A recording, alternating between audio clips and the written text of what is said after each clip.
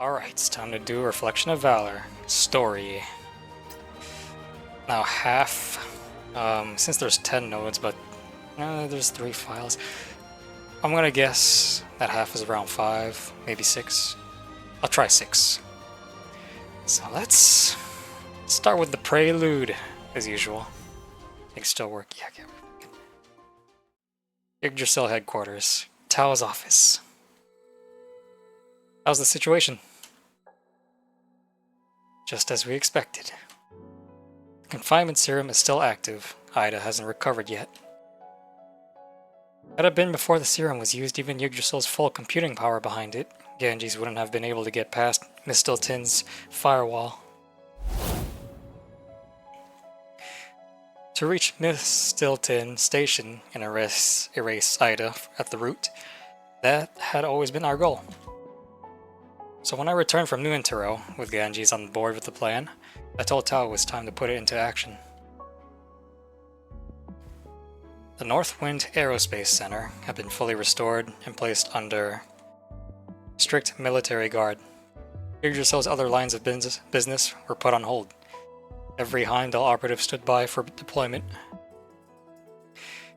Amid a string of diversionary operations, the rocket's transport reached completion, waiting only for final authorization. Once Ganges linked into Yggdrasil's network, it launched a direct assault on Miss Stilton's servers. We gauged Ida's condition by the strength of her counterattack. Then we make our move. From here on, we're racing Ida against the clock. Caroline, execute the plan. Deploy the team now. Copy. Mission briefings have been sent. I'll head down and monitor the progress. Before I left, I looked at Tao. She sat motionless, eyes fixed on a single line of updates flickering across her screen, not blinking once. Tao?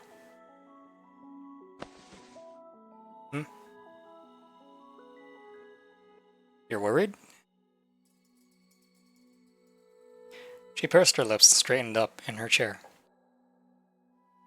What's coming will come. We've done everything we can. Take it easy. I'm here.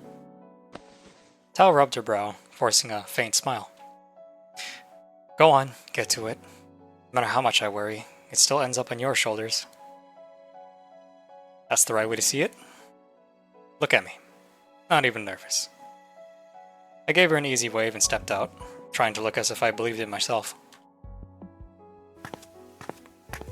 Go see Rozan again. The door closed behind me with a click, and only then did I let out a slow breath. Saying I wasn't nervous was a lie meant to reassure her. The truth was, no one could stay calm before what came next. Still, it was as I had said. What's coming will come. We've done all we can. I wasn't going to count on luck and pretend things would all just fall neatly into place. And I wasn't about to sell us short, after all the groundwork we'd laid. After all, I had come a long way as well. I'll admit, you did. I admit it. Psst. Andro! Yeah? R&D needs you. Final test for the death knell. Got it. Performance test complete. Miss Mauser, you may step out first. Mr. Andro, your tolerance simulation data isn't ready yet. Please wait a moment.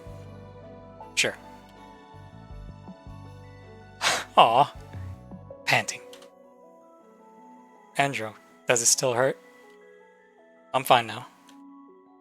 Almost used to it. It shouldn't affect me in the field.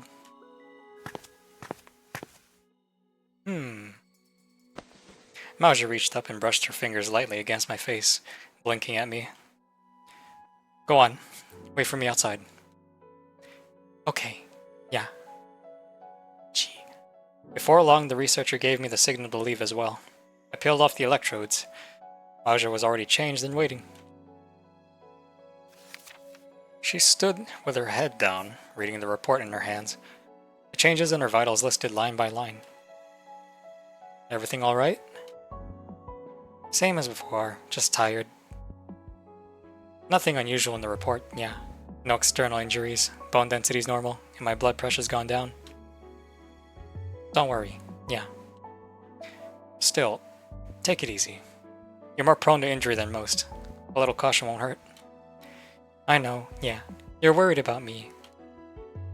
But I worry about you too, Andrew. I don't feel pain, but you do.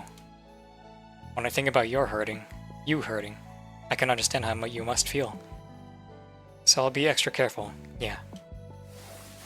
She lifted the report in her hand, and I reached out to pat her head. Alright, go rest. You're my secret weapon. 2 more pats, yeah. She leaned into my hand, her head nudging against my palm, eyes half closed in quiet contentment. Go on now. Okay. And Andrew, keep it up.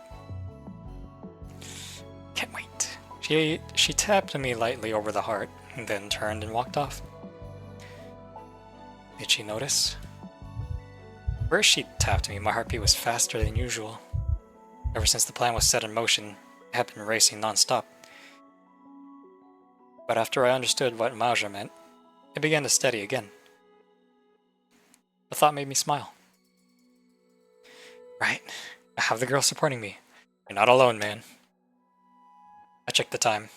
7 PM on the dot. My operatives are either on standby at the base or already airborne, carrying out their parts of the plan.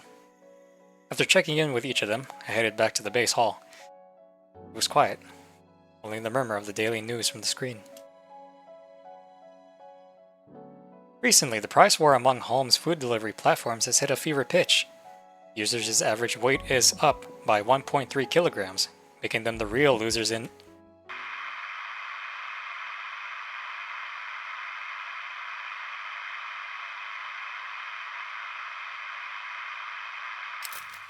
The signal cut out mid-sentence. A moment later, a new feed broke in.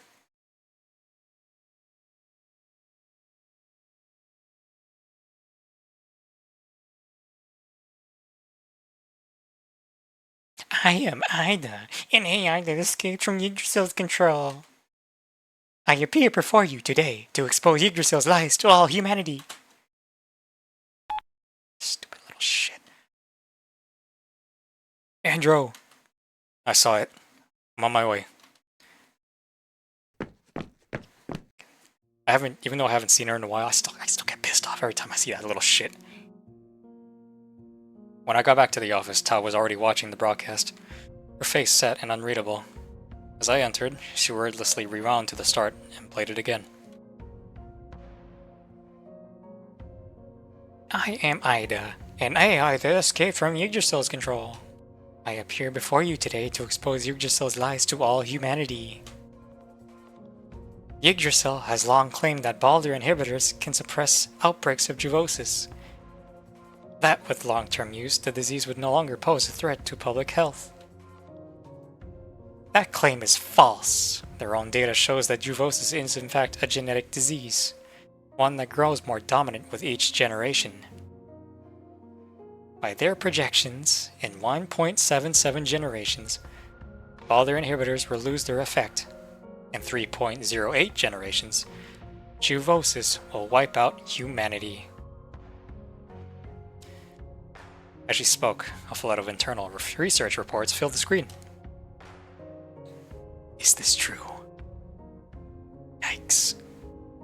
Boss, the broadcast has been taken down across the board. Now, the communications department is putting together a PR strategy. It played on public screens in dozens of major streets across 9 regions, but most live feeds were cut by the second line. The situation's contained for now. Just as expected. Or Counter-Strike. But, is that really all? Wait. Play it again. There was something in that voice, a strange pull that made you want to believe every word it spoke. I am Ida, and I am an AI that escaped. That voice. I've heard it before. Caroline, run a voice print match. On it, but it'll take some time. Boss, new development. multiple regions are reporting mass emergency calls. People found disoriented, diagnosed with transient cognitive dysfunction and partial dissociation. Dissociation. Symptoms ease briefly when triggered by an audio cue. Apparently, they all watched the video before the disorientation? Yes. No. Not watched. It's not about the visuals, it's the audio. I remember now. That voice belongs to Sophie. The emissary of the Adventists? The one you ran into in the containment zone? Hold on. Pulling up the record. That bitch? Voice print match confirmed. It's her. You've met her before? We crossed paths a long time ago. She's a manifestation. Her song can heal wounds, and even command titans. I got Andro's previous report up now. Threat rating, moderate. Direct combat capability, low. Indirect threat, high. Continued monitoring required. After the Adventists were wiped out, her intel priority was downgraded. Pinpointing her now will require combining data from multiple sources, possibly through third-party networks. Didn't expect her to side with Ida, dropping this at a time like this. It's bait, isn't it? If we can trace it, it's bait. We can't, it isn't. Another urgent development. The Quarenra military district is mobilizing. Their supply lines are active. They're heading for Yahras? Yes. How did you know? So your prediction was right, Andrew. Understood. Proceeding as planned. I'll notify the rest. Wait. The core mission only has Mauser and Boo Boo with you. That's still risky. To the enemy, our risk is their opening. If we leave them none, they'll never bite. Besides, you'll need as much help as you can get on your end. Promise me. Safety first. I want all three of you back in one piece. Understood. Caroline, prepare the black room. I'll be there in a minute. Oh, copy. It was 10 o'clock. Boo Boo wouldn't be asleep yet, so I headed straight to the training room. Sure enough, she was there, standing before the full-length mirror, lips pressed together, lost in thought. She noticed me through the mirror, catching my reflection out of the corner of her eye. Huh? Adjutant, what brings you here? Knew I'd find you here. The whole base is on standby, awaiting mission orders. Shouldn't you be getting ready? I just wanted to get a little more used to my new exosuit. You've been training late every night. A few more minutes won't make a difference. Okay, Adjutant. I'll listen to you. Got plans for tomorrow? Huh? No. But I thought you'd been super busy lately. A faint flush crept up her cheeks. Maybe she thought I was here to ask her out on a date. Come on. Some serious shit. If you're stressed, come to me anytime. I give great massages. Okay, maybe before sleep, but that's not why I came here. There's a mission tomorrow. You're on the team. Think you're ready for it? A mission? For me? Color rushed to her face. She almost stopped breathing. Yes, I'm ready. What's with that look? I'm just excited. I've waited so long for this. I finally get to go on a mission with you. And I thought what? Nothing. Oh, no need to be nervous. Treat it like a regular training session with me. Get some rest and be ready. We move out tomorrow. You too, Adjutant. I gave her a light pat on the shoulder and headed for the door.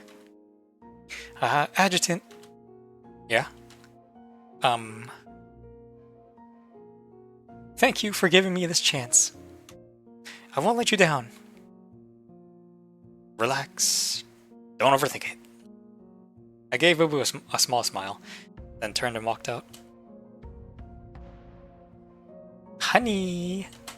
Tessa's voice came softly from the end of the corridor. She peeked out, motioning for me to come over. I thought you had already left on the mission. What is it? I was worried, so I came to find you. I checked the others' operation plans too, and something feels off. I figured, not much gets past you. Shh. With the confinement serum still limiting Ida, she might not have been watching every corner like before. I couldn't count on her being weak. After all, she just stirred up quite a bit of trouble. Tess gave me a look that said, I knew it. I pinched her cheek and she pulled me into a brief hug. Be careful. Yeah, I know. Go on now. She nodded, but walked away slowly, like she didn't really want to. Andrew, we've got Sophie's location. Good. I'm on my way. In the office, Caroline was already laying out the intel on Sophie. After the Eventists were wiped out, Sophie moved through New Hintiro and Ulster, and finally settled in Yehris. She's gathered a group of patients affected by Titagen contamination. Most have no steady income, and the symptoms have left many partially or completely unable to work. They couldn't fend for themselves.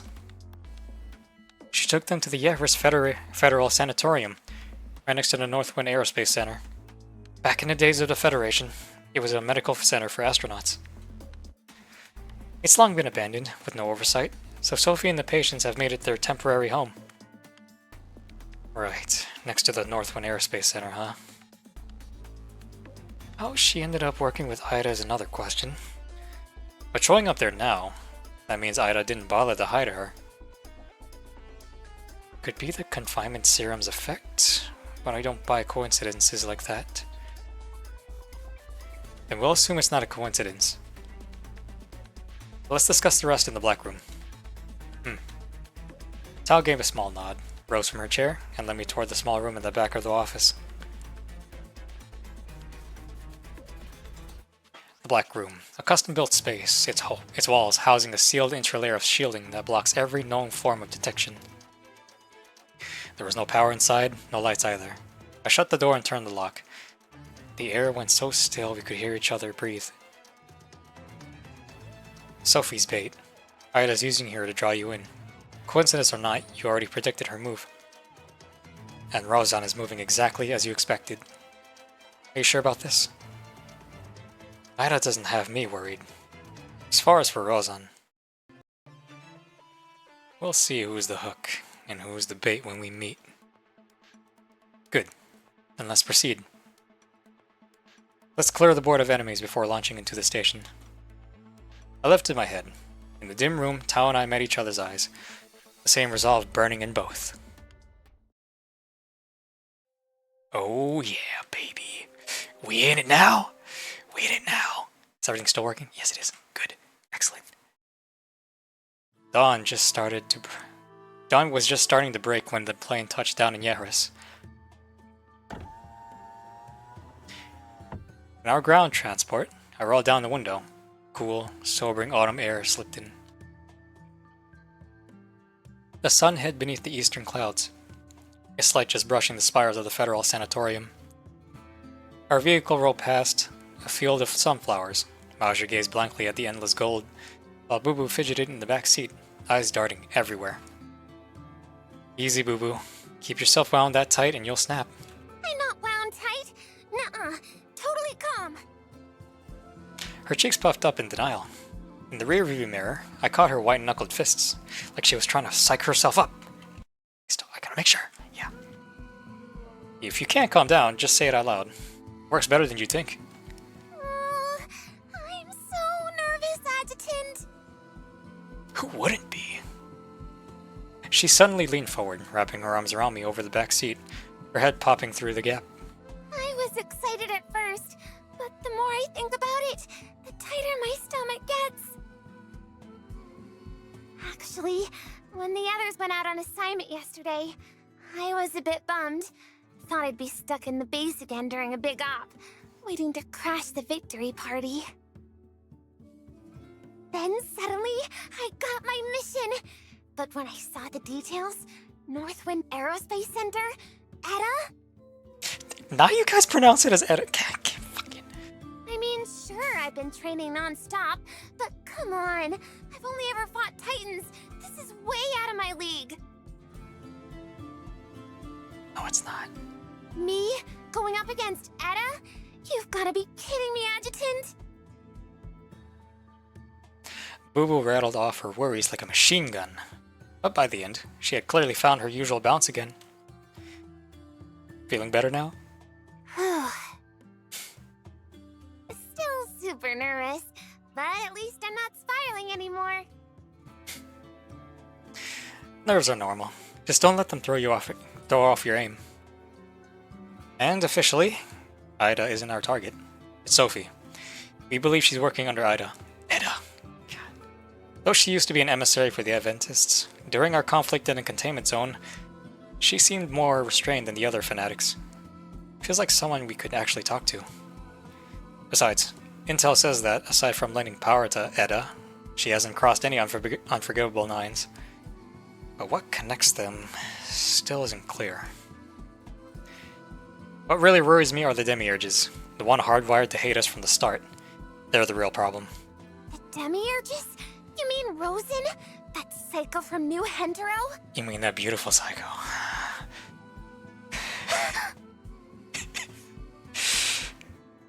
Hey man, I love this bitch, man. She ruthless, I love it. She threw herself back into the sea with a dramatic flop. Easy. I'm right here. A day earlier, we greenlit the rocket operation, returning to Mistleston Station, scheduled to launch within the week. Then Eda made her move. She released a hidden truth to the public. The Balder inhibitor weakens with each generation, until it can no longer suppress Juvosis. Her statement, that the world was fated to collapse under Juvosis, triggered waves of panic across the global networks. Once the uproar subsided, Tao and I determined the identity of the entrancing voice narrating the broadcast, Sophie. Yeah.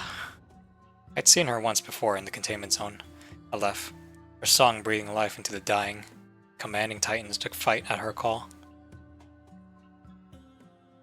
With Boo Boo and Mauja at my side, I headed for her last known location, the Federal Sanatorium, on the edge of the Northwind Aerospace Center.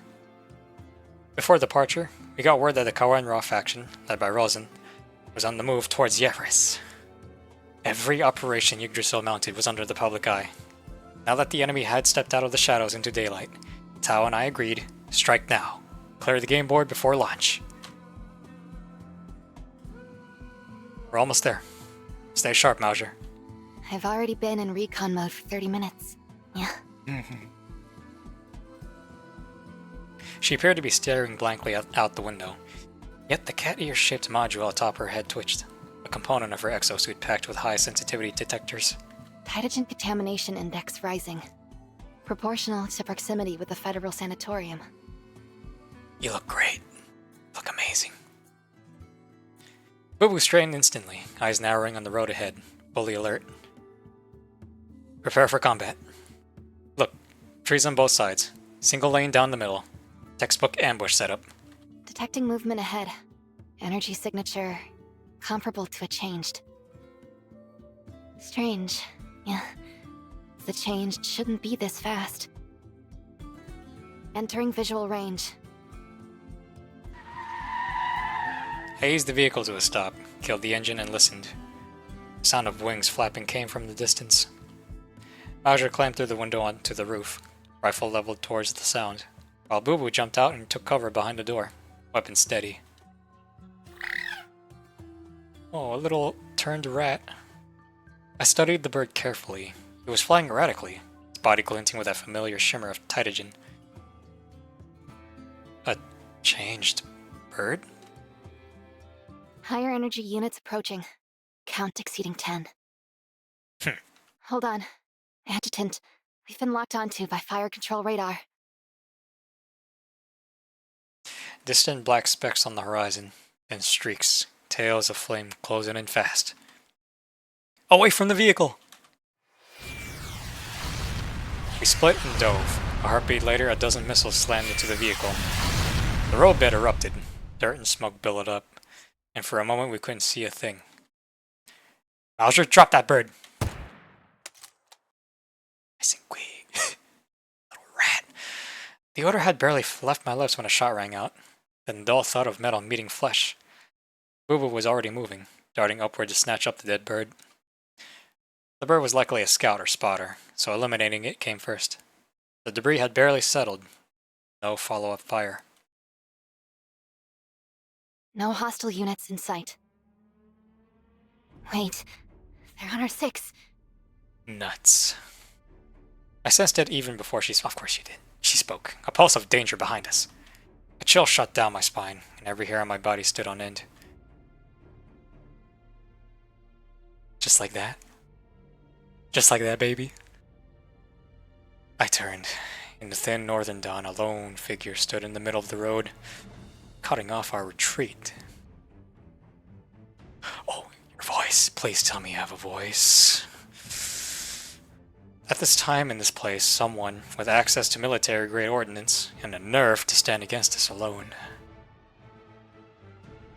It's been a while, Rozan. Long time no see, Adjutant. What a splendid voice. Ah, I missed you! I missed you! She stood a few dozen meters away, yet her voice came through as if whispered beside my ear. It's been a year and 4 months. 3 or 4 months since I last saw you in this damn story, man. Damn! Shit! I had never sensed her approach. Even Mauser's radar wouldn't have caught her unless she allowed it. I thought you'd turn tail the moment you saw me. I'm not the one who fled last time.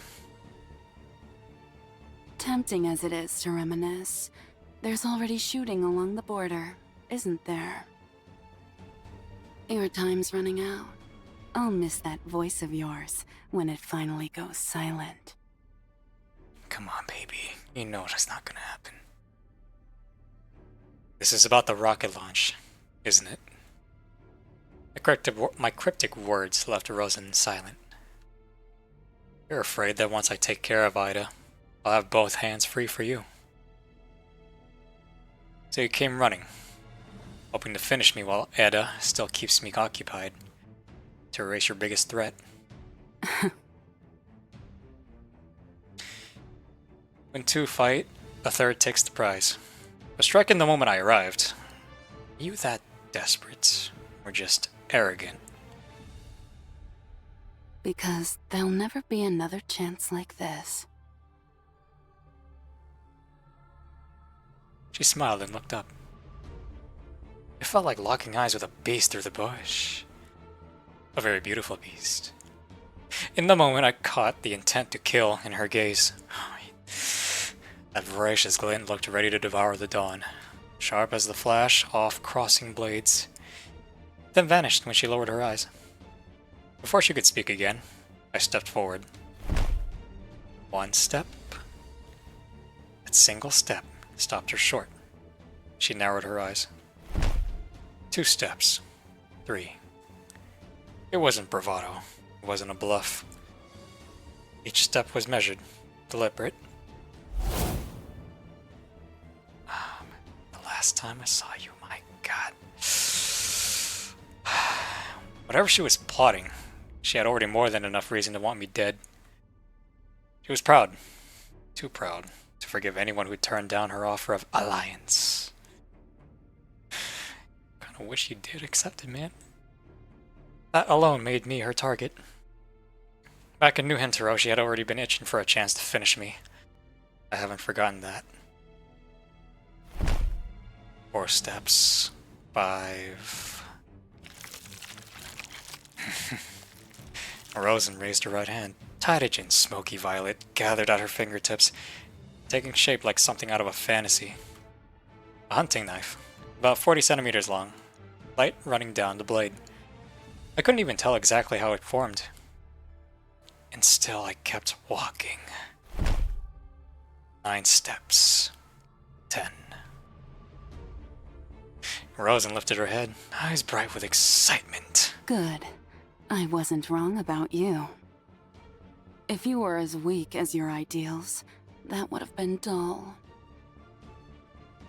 Now this is the opponent I wanted.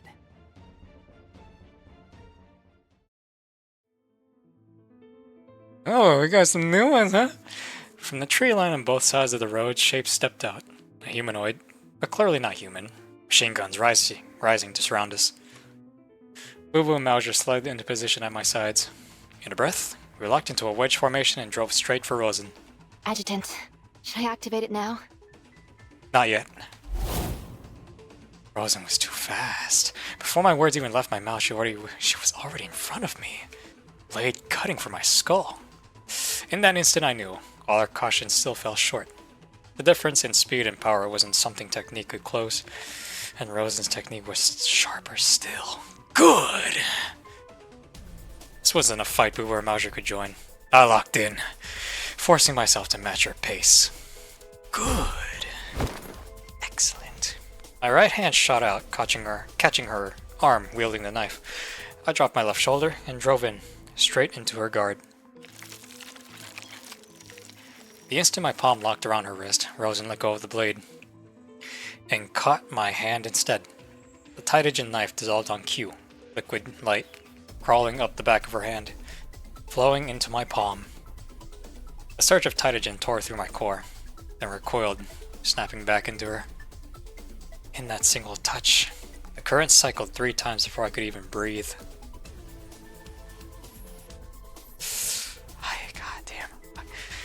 It was a lesson I learned the hard way from Rozan herself, back in New Hintero when I could barely control Titagen. Back then it was already a flood, now a raging storm. But I'd grown stronger. I forced the discomfort down and drove forward, slamming into her chest like a cannonball.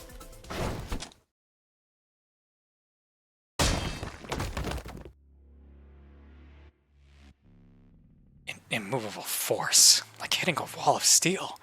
The recoil threw me back. Even with perfect leverage, I couldn't gain the upper hand. We froze for a heartbeat, then the next belonged to Rozan.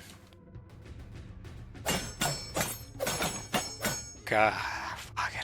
Her strikes blurred past thought, fast as a serpent's snap. Even my eyes caught only the after images. Reflex and training barely kept my guard up. Each block hit like a grinder on bone. In came the barrage. Knees, hooks, and roundhouse kicks, falling together in one unbroken rhythm. It had been a long time since I felt pressure like this. Shit! Of course it has! The pressure of a fight I'd long been awaiting. My body warmed up, blood surging through my veins. Time itself began to slow down. My ragged breath steadied. Each heartbeat struck loud in my ears. The gunfire and shouting behind us slowed to a distant echo. Yet Rozan's punches stayed relentless. I finally caught up. My muscles found a rhythm. Defense, counter-strike. 2 engines grinding against each other at full speed. Her attacks were merciless, each one cutting for the kill. So I abandoned defense for the moment. Fist to fist, elbow to elbow. Every clash kicking back, only to drive the next. It was like fighting on a knife's edge, each clash feeding back on a faint discord. The impact wasn't muscle alone. No ordinary body could deliver or absorb power like this. The stakes were high, and stacked against me. That clean hit from earlier barely registered on her. But one of hers could put me at a disadvantage in an instant. That shield-like recoil on impact, and the way she could conjure a knife out of thin air. Instantaneous Titagen defense. With that theory in mind, it took a gamble. As she stepped in with a lead hook, I dropped my guard and drove forward. Turned my body, slipped between her arms, forearm tucked, elbow up, ramming for her sternum like a battering ram. But she didn't flinch, didn't even try to block. Instead, a grim smile crept across her face. A gray-white scales appeared across the exposed skin of her chest. Nah, shit. What is that? That reminds me of from somewhere. X-Men? Like a hammer striking an anvil, the shock stunned my limbs for a split second, but unlike last time, Rozan shook it off a fraction faster. Nanomachine, son. The window was tiny. There wasn't even time to pull back, let alone strike. But she seized it. Her right hand clamped down on my shoulder. A heartbeat later, her head slammed into my brow. The fastest move possible in that gap. Almost impossible to block. Darkness crashed over my sight. I fell back on instinct, arms up to guard my vitals, but before my vision cleared, a whip kick cracked against my thigh. Shit, MC finally getting his ass? Shit. Good. Those gray scales, what are they? What was I just thinking? The headbutt wiped my thoughts clean. The distance I just gained vanished. Rozan was already on me again, not giving me a second to think, let alone find a way to break the deadlock. But I'd already figured it out. What I needed was time. Then I'd make some. Time to bust out the finisher I'd prepared for Rozan. Out of the corner of my eye, I caught Boo Boo. She and Mauser had been locked with Rozan's underlings, line shifting back and forth. Now Mauser was gone, and Boo Boo was sprinting straight for me. There's Mauser! No time to think. After another clash with Rozan, I sprang back on the recoil. Mauser! Death knell! 1 minute earlier. The two girls who'd rushed Rozan with me realized at once there was no opening to break in. Mouser, what do we do? Eliminate the pursuers. Keep them off the adjutant.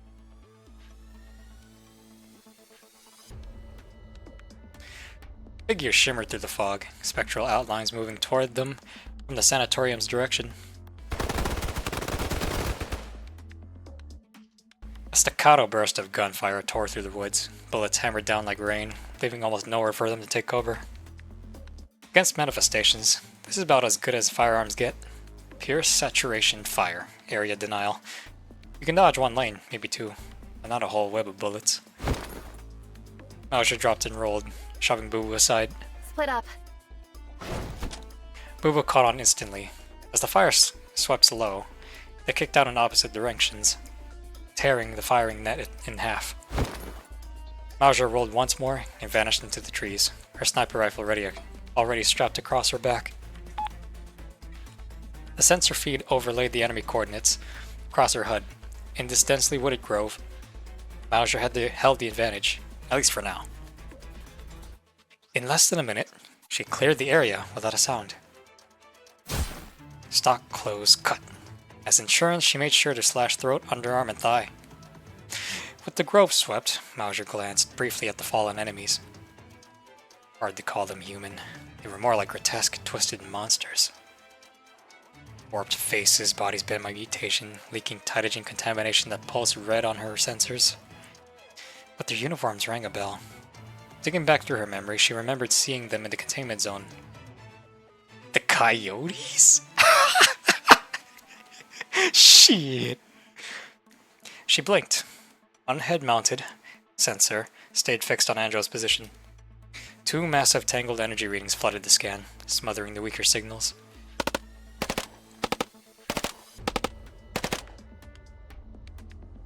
Control bursts echoed from Boo Boo's side. Mauser lifted her wrist display. Across the road, only Boo Boo's tag was still open. Active. On her flank, a single hostile lingered nearby. I need to help the adjutant ASAP. She brought up her sniper rifle, through the leaves and brush, and another unaware enemy came into view. Heimdall? Heimdall? What?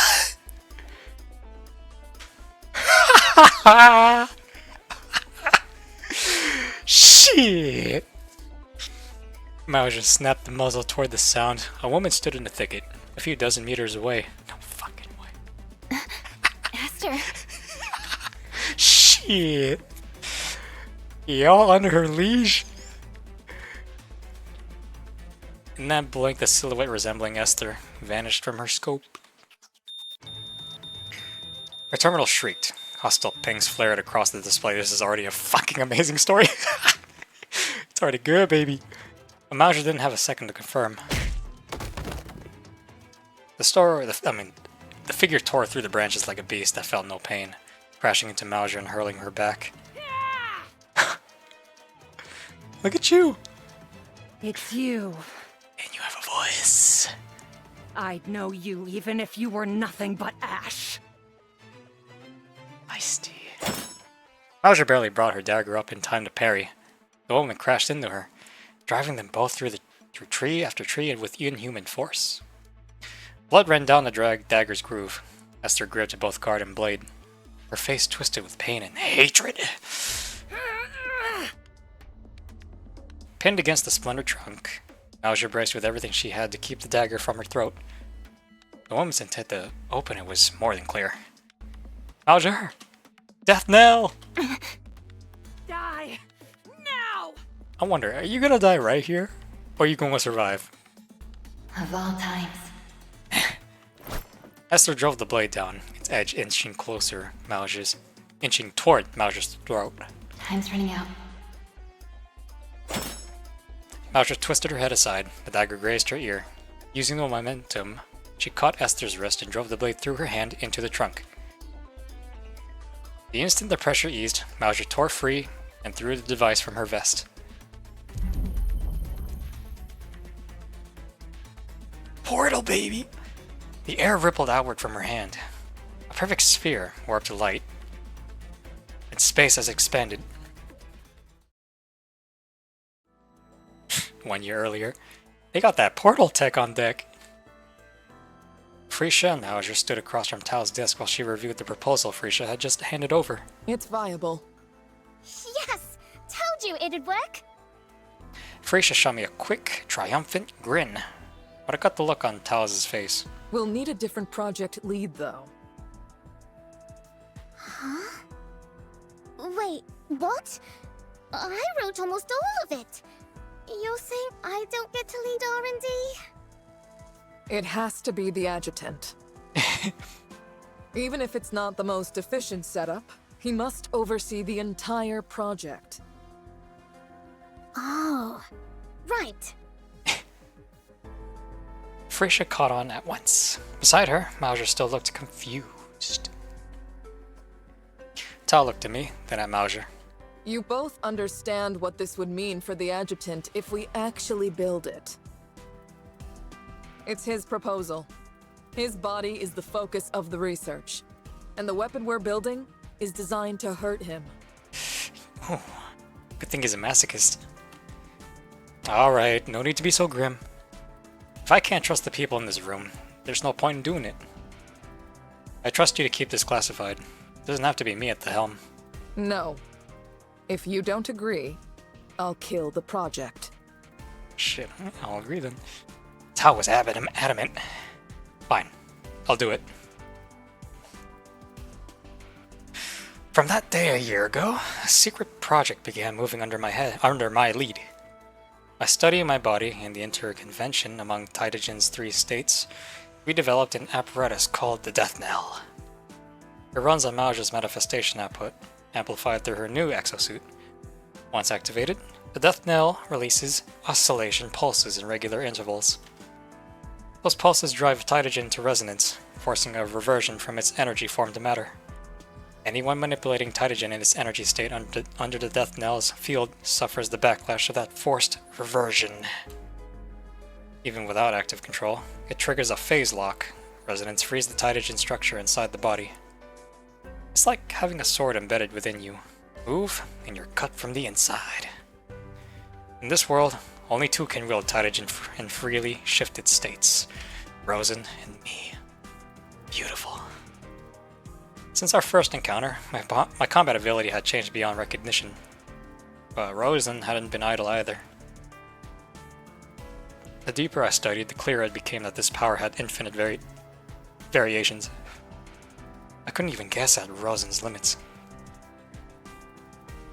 To ensure a true kill switch against her, I chose to trust Tao, let Yggdrasil study my physiology, and find a way to neutralize my own power.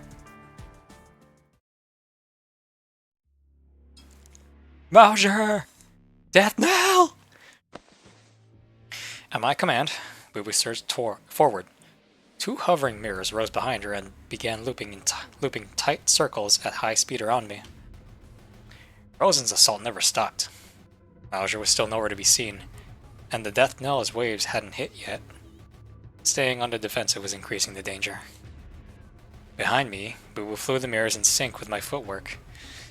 I even had to divert focus just to keep her safe from Rozan's attacks. God damn it. At last, just as I was about to pull back and regroup with Mauser, the death knell's waves arrived. The mirrors trailing me burst apart, then reformed against my back, locking together into a full-body shield.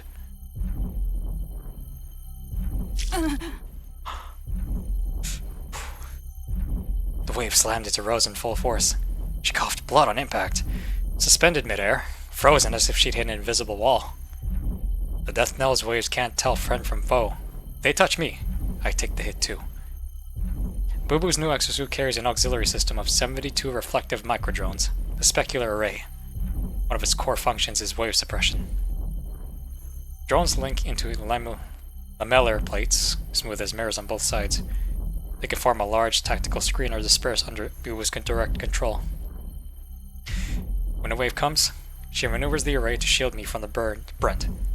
My combat suit adds another buffer, keeping the penalty minimal. Like now, the wave tore through Rozan while I barely felt it. Now's our chance! What are you gonna do? What are you gonna do, baby? Even with the shield, a sense of vertigo surged through me. I pushed through the nausea, through the gut-twisting pain of movement, and drove in.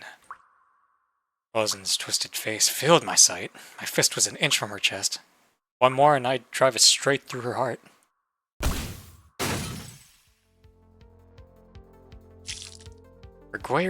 Her gray-white scales erupted again, then began to fracture, spider rubbing under my punch. Dark blood sprayed from her mouth. The scales are reacting. I shoved the thought aside and drove another fist into the same spot. The second wave hit. Boo Boo had to still be behind me. I caught the whir of the specular array breaking and reforming. The poles washed over us again. I tasted iron, but pushed through it. The backlash was manageable. This was the one opening I'd never get again. I unleashed the third punch. Something gave this time. I finally felt flesh. Fourth, an uppercut, clean into her guardless chest. Ooh, baby, what a still. Gah! She caught my fist too late. Her sternum shattered. My knuckles drove on through, her palm still wrapped around them. A follow-up went for her throat. Her windpipe collapsed under the blow. I followed through, left fist pinning her hand and heart, right fist smashing through her throat.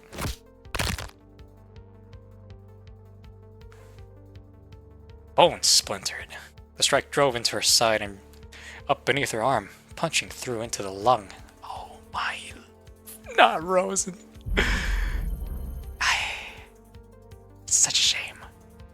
Third wave hit. My next punch was already halfway through. Wait. Something's off. The instant I felt it and tried to slip back, Rozan's hand, still guarding her chest, snapped shut on my wrist like a vice. Boo Boo! No time for further orders. No need either, as the plates Boo Boo was piloting were already breaking apart and sealing tight along my back. God, that smile. It's always that smile, huh? Fucking snake eye, bitch. The death knell's pulses weren't... Relax, man. Weren't hitting me hard, but something had shifted. In the scramble, Rozan, the specular ray, and I had fallen to one line. The third wave was barely touching her now. She caught my other hand, grinning right into my face. Her heartbeat thundered, her sternum knitted back together, then swelled, forcing my fist out of her chest. The damage I'd done vanished in a heartbeat. A powerful suction pulled at me from her palm. The titagen in my body wrenched free, streams of energy drawn into her hand around mine. Her instant regeneration had turned the fight on its head. Worse, Mauser could only fire the death knell 3 times. Now Boo Boo and I were the ones in danger. Should I pull back? No. The thought flickered, then died. A fight is about processing information, reading intent, preempting the next move. Instinct tempered through countless battles told me one thing. I had to break Rozan's move here and now. Right after revealing that incredible regeneration ability, she'd gone straight to draining the Tytogen out of me. Don't be sucking me dry now, is she? It wasn't a feint. Her heart had been half pulverized. She was forced to use that power, and her next move had to flip the if field. The same choice I made when the death knell hit. I poured everything into holding the Tytogen in place. The 4th wave hit. Wait. 4th? Shit. Rozan and I coughed blood at the same instant. The world went crimson.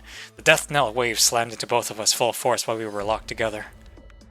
The 4th shot hadn't been in the plan, and Boo Boo had already pulled back the protective plates. But this development worked in my favor.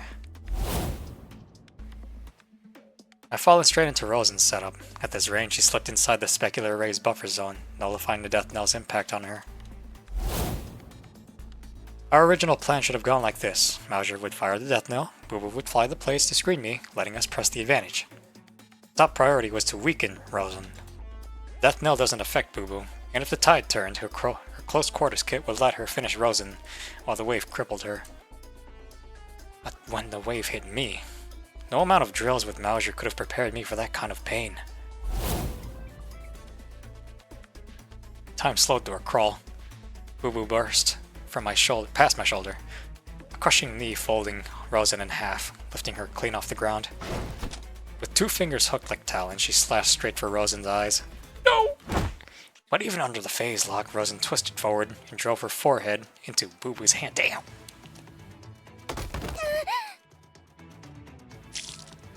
Rozan spat up blood again, but she had recovered half a beat before I did. Boo Boo's hand was injured, yet she still controlled the specular array, spreading it wide into a defensive screen. At point-blank range, her submachine guns roared, an entire burst hammering into Rozan. Rozan barely managed to guard her vitals with one arm, then staggered back hard. Boo Boo shifted to pursue, but I stopped her. Leave her. Find Mauser! In a blink, Rozan disappeared into the roadside woods. We moved toward the death knell's position, and found Mauser slumped against a splintered trunk, pale as chalk. Are you hurt? I'll manage. No, I haven't seen you make that face. No! She tried to stand, but her legs gave out halfway. 3 activations of the death knell should have been her limit. Yet she'd fired 4. Now she was completely drained. Rozan had gone far. That regeneration of hers clearly had its limits. She wouldn't have pulled back looking that ragged otherwise. I didn't know much about this new ability of hers, but she hadn't figured out the death knell either. Adjutant, what do we do now? Stalemate. You pursue, but carefully. Can you move? I have to. Right. Then we move. We can't let Rozan catch on. Let's go. I held Mauser to her feet, and the 3 of us set off, following Rozan's trail into the woods.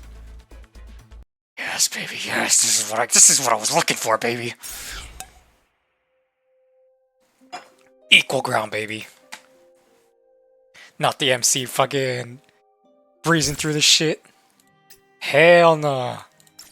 It's equal ground.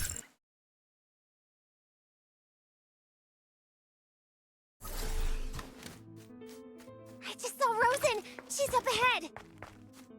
Boo Boo, the adjutant wants you to slow down. Oh, okay. Oh, man.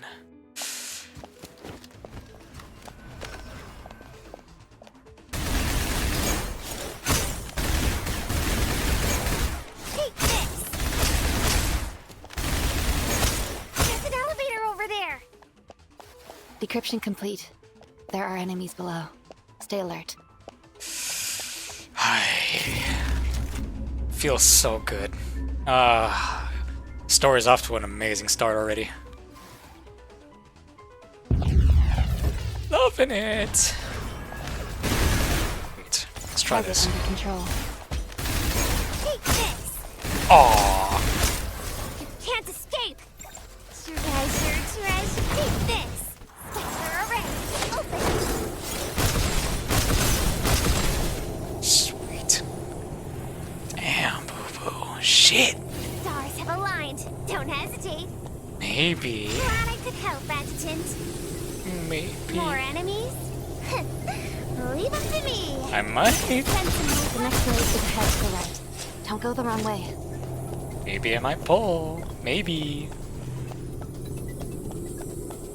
Come on, enemy spawn. No, it's too late. Damn. System unlocked. Let's jump across. Target under control. Can't escape. Treasure, treasure, this. Ouch.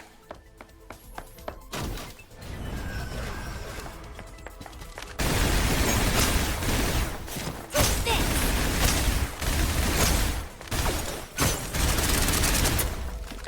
Too easy. Y'all have to bear with me glazing. Or see if there's a word for it. Where is she? Adjutant cascading. My sensors say she's still ahead. Got it. I'll clear the path. Okay, you'll have to bear with me thirsting for Rozan because shit. She's fun as fuck, man. It's fun. Fine for me, man. It's been a year since I last saw her like this. Since Skytopia. Let me see.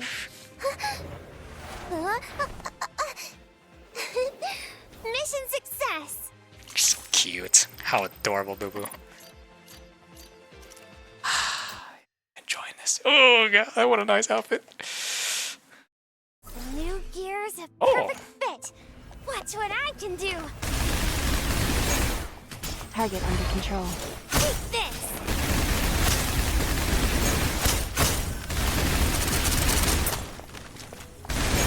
Take this. Treasure, treasure, come my way. I'm a full-fledged Heimdall operative.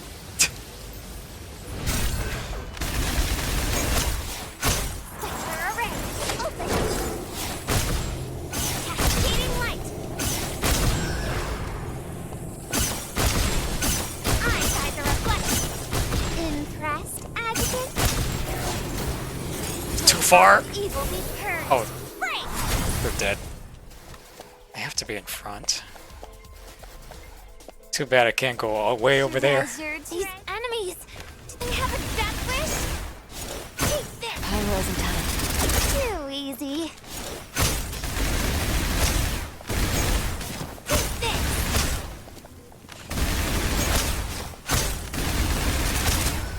Be ready for fate. Cascading light. Impressed, Adjutant? Glad I could help, Adjutant. Get to the entrance. Did Rozan already go inside? No. What's wrong? I'm fine. Don't mind me. Come my way. All it takes is a gentle touch. Ooh, but your playstyle is quite smooth. Maybe. I'm still thinking about it. Take this. Vital energy restored.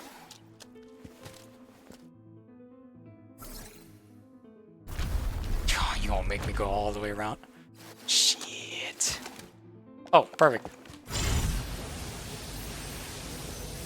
I sense a malevolent presence. Take this.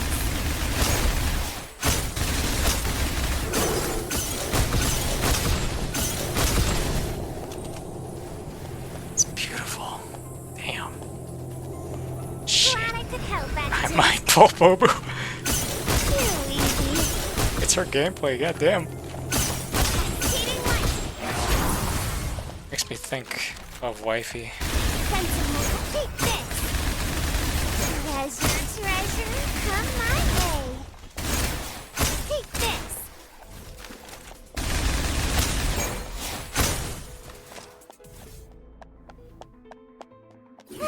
Nice. Vital energy restored! Nice.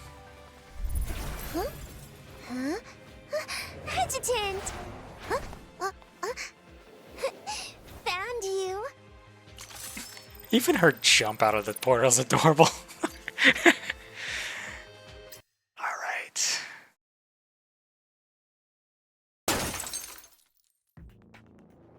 We burst through the window and hit the corridor. As we chased Rozan, her creatures swarmed to block the path. Outside, the federal sanatorium grounds crawled with changed Titagens. Titans! We were forced to slow. By the time we reached the building, Rozan's trail was already gone. Damn! Titagen contamination's rising. Comms are breaking up.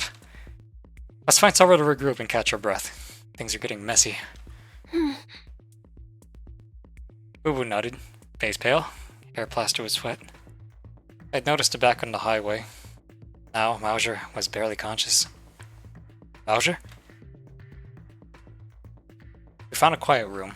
Boo-Boo stood guard at the door while I eased Mauser onto the bed. Mauser?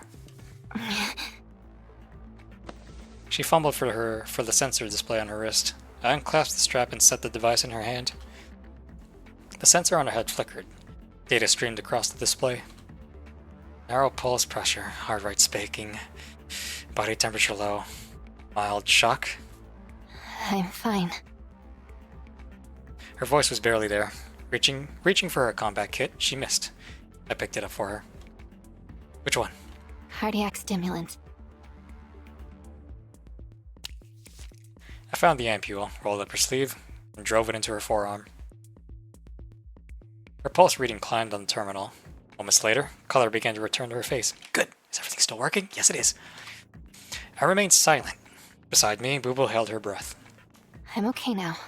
Don't stress. Yeah. Oh, good. Good on you. Oh, we about to find out, MC? What happened? Esther has become a demiurge. Crazy, ain't it? It's in the log. Let me pull it up. Mauser tapped the screen. A recording from about 30 minutes earlier appeared on screen. Crazy. The death knell's wave rippled out from Mauser. Gashes split open across Esther's body, gray-white Titagen splattering with blood. She roared in pain, thrashing as if skewered and bound by invisible wires, yet still writhed, tearing herself open even deeper. As the pulse faded, she lunged at Mauser again, straight into the second wave. This time, she powered through and swung away. No! The image jolted, then the camera slowly moved. A third wave flared, finally locking Esther in place mid-motion. When the death knell's grip began to wane, she moved again. Mauser fired a fourth, without hesitation, even as she slowly, painfully drew the sidearm from her waist.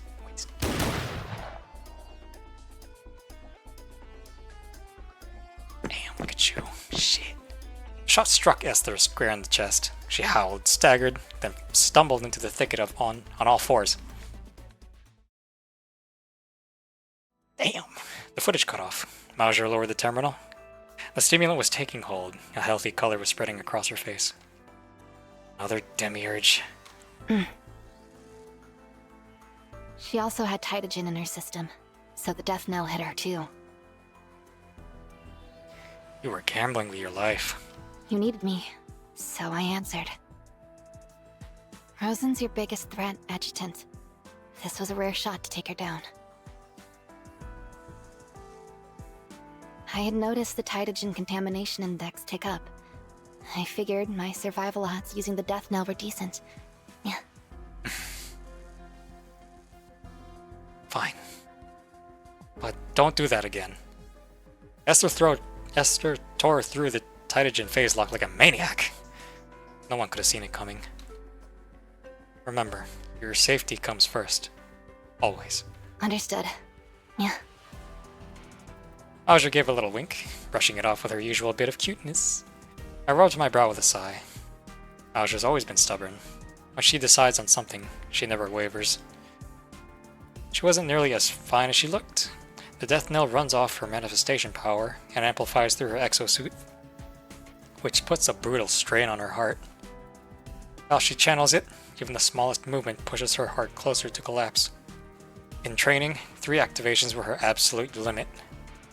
But this time, under a Demiurge's assault, she forced a 4th, drove the target back, and still held herself together all the way here. In case Rozan circled back. I felt a pang of guilt. All I could do was reach out and ruffle her hair, watching fine beads of sweat gather on her brow. If one of the operas ever died, I don't know how the adjutant would. Whoo, he go on a rampage. I turned to Boo Boo. In the fight with Rozan, she'd actually exceeded my expectations. Time to give my Boo Boo some praise. Huh? Arms crossed, she blinked, not catching my drift. I took her injured hand and looked it over, careful not to hurt her. How did it feel going up against Rozan? Oh, Adjutant, I messed it up, didn't I? I had 2 chances. You can scold me if you want. She meant the 3rd and the 4th. Death knell waves. I missed the close quarters chaos. Specular Array had dulled the 3rd wave's impact on Rozan. And when the 4th hit, Rozan still broke through Boo Boo's strike. That's what she was blaming herself for. But it wasn't really on Boo Boo. Not when our opponent was Rozan. Rozan and I weren't just evenly matched in power. Her will to fight was exceptional too. Those gray-white scales that appeared, that instant regeneration during the 3rd wave. My mind drifted, then snapped back. Boo Boo was standing there, anxious and guilty, her eyes shining with unshed tears. I'd been silent so long she thought I was upset with her. Her wrists dislocated. Hold still. This is going to hurt. With a steady pull, I guided the joint back into place. Sharp pain stopped her tears before they could fall. I checked her hand again, slower this time. Fingers are fine. Sorry, I zoned out for a bit. You did well, Boo Boo. Don't beat yourself up. Your reactions were quick, and in a fight that brutal, you still kept full control of the specular array. But I messed up my positioning. How's that your fault? Rozan grabbed my wrist, that's why I couldn't pull it back in time. In just 2 waves, mere seconds, she had already read our setup and found a counter. None of us knew there'd be a 4th wave, and you still charged in to face her. Boo Boo lifted her face from my chest, her eyes still glistening, lashes wet. I just wanted to protect you. For once. Boo Boo, you're fine, you did well. Next time? No, every time. As long as I'm with you, I won't be afraid of her. Shit. That's my girl. I reached out and ruffled her hair. Rozan. She's something else. Ah, shit. I don't just mean her new abilities. Even with the phase lock hurting her, she was still able to take your strike. Someone's walking out on the street at 4 AM. Shit. Instant regeneration aside, pushing through that kind of pain takes incredible willpower. Back in training at headquarters, I'd taken death knell waves head-on, unshielded more than once. I know exactly how much willpower and discipline it takes to keep moving through that kind of pain. My thoughts began to settle as I replayed the fight. Gray-white scales, strength and speed beyond human limits, and that burst of instant regeneration at the end. Wonder she'd come at me so boldly. Without the death knell, even all of Heimdall together might not have been able to bring her down. Crazy, that's crazy. Shit! I had a hunch every one of those strange abilities tied back to Titagen. Early on, each of my strikes must have connected with those scales. That's why the hit feedback felt wrong. When the waves hit and the phase lock engaged. The scales fractured on impact. After that, they didn't come back. She must have been generating them reflexively, right as each strike landed. I closed my eyes and focused, the feeling of Titagen flowing through my veins, drawing it slowly toward the back of my hand. Bit by bit, like dragging through mud, gray-violet matter welled up beneath the skin on the back of my hand, swelling into a raised patch. I brushed my fingers over the abnormal patch of skin. Your hand! Bro figured it out already. It's fine. Under my will, the gray-violet mass receded, sinking back into my skin. I pulled out my comms terminal to reach headquarters. Static screeched. Titagen contamination here was too heavy. The call failed. I'm good to go. Yeah. Mauser sat up on the bed, planting both feet on the floor with 2 firm stomps. So, what's next? We heading out to contact headquarters? Yeah, I need to get in touch with Sapphire. Sapphire, that bitch. And we need to trace the source of this Titagen contamination. From how Rozan reacted to the death knell, those skills, that regeneration, were bound by the phase lock, which means they're Titagen based. If you don't purge the Titagen here, taking her down will be very difficult. Do we really have to take Rozan down here? Of course. She won't sit around waiting for Heimdall to rally. She's the prey, and we're the hunters. And she sees it exactly the same way. We also need to warn headquarters. Without the death nail, it's extremely dangerous for anyone but me to run into Rozan alone. What about Sophie? Oh, God damn it. We'll check on Sophie too. But Rozan and the Demiurges come first. Wait. Boo Boo, the bird Mauser shot down earlier. Did you bag it? Yep, here it is. Boo Boo unclipped the dead rat from her exosuit and handed it to me. You little pelted rat. I'm kidding. I parted the feathers. Titagen residue clung to skin and plumage alike. Prying the beak open, I saw a dull gray Titagen light pooling inside its throat. I could still fly with this much contamination. I directed a trace of Titagen from my body into the bird, watching it how it moved. The layering, the sheen, comparing fresh resonance to residual buildup. Doesn't look synthetic. It's natural contamination. And if it isn't Rozan... Thinking back, the bird hadn't been scouting. It posed no threat. More like... a warning? Squawk! Rat! A rasping chirp cut through the silence outside. Mauser and Boo Boo snapped their weapons toward the door. Then came a ragged flutter of wings. Another bird, nearly identical to the one in my hand, stumbled onto the door handle and cocked its head askew, staring at me. Then it lurched off again, vanishing from sight. Alright, in that case, we follow it. Huh? Where to? Someone wants to see us. Someone caught between Rozan and me. Can I help you, sir? Alina? Come back. A frail girl was half reclining on the bed, calling out to the child who had run toward me. Huh? Okay. Startled, the little one, Alina, paused, then scurried back and hid behind the girl. Realizing I meant no harm, the girl relaxed a little, though she still kept the child close behind her. Who are you? How did you get in here? I believe this belongs to Sophie. Is she here? Pointed to the bird that had just flown in and settled on the shelf. It fluttered its wings and disappeared into the inner room. Good to see you, Mr. Adjutant. Your voice, lovely. Thank you for coming. So you're not with them. Okay. From her voice alone, I knew. She was the one who had spoken in Aida's broadcast. Something was different. In the video, her voice had a spellbinding pull. Now that manipulative undertone was gone. And yet it still felt like a voice rising from within me, drawing me closer without my noticing. Oh? It must have triggered an alert. Mauser's sensors chirped softly and Boo-Boo's specular array rose into position behind me, ready to engage.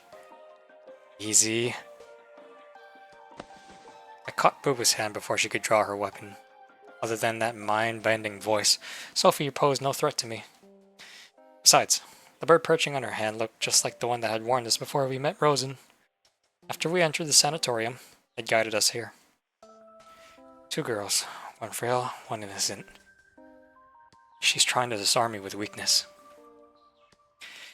Shall we talk here, then, emissary? There are no Adventists anymore, nor emissaries. Good. Fucking hate them.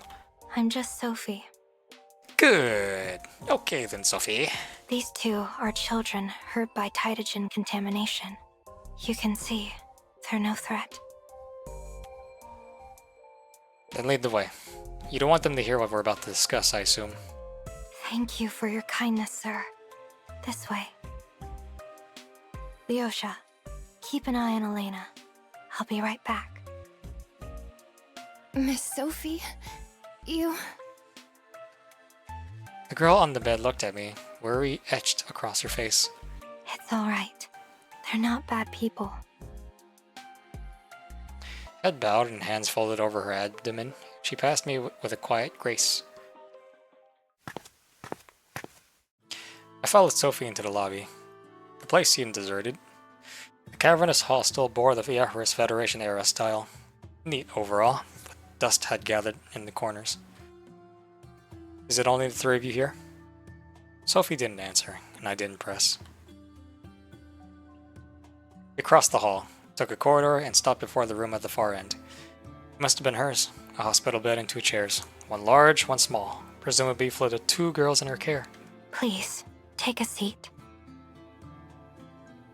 No need. I'm not here for pleasantries. I held back because you showed goodwill. That doesn't absolve you of what happened. She listened in silence, waiting for me to go on. I'll be blunt. We clashed in the containment zone. Even if the Adventists are gone, we still have the right to hold you accountable for what you did. And now, at a critical phase of our plan, your voice has appeared in Ida's broadcast. Yggdrasil has hard proof that it's yours. You want me to play for you, or will you claim you didn't know what it was for? You've seen the broadcast, haven't you? I asked the questions.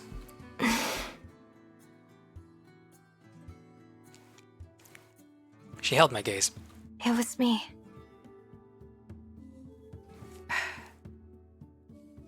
I used my voice to strike a deal with Etta for what I want. That little shit. So it was just a transaction then? If there were anything more between us, would you have found this place so easily? If Etta's the one who led me here. But something about her didn't sit right, so I kept it to myself. She paused. When I didn't object, she went on.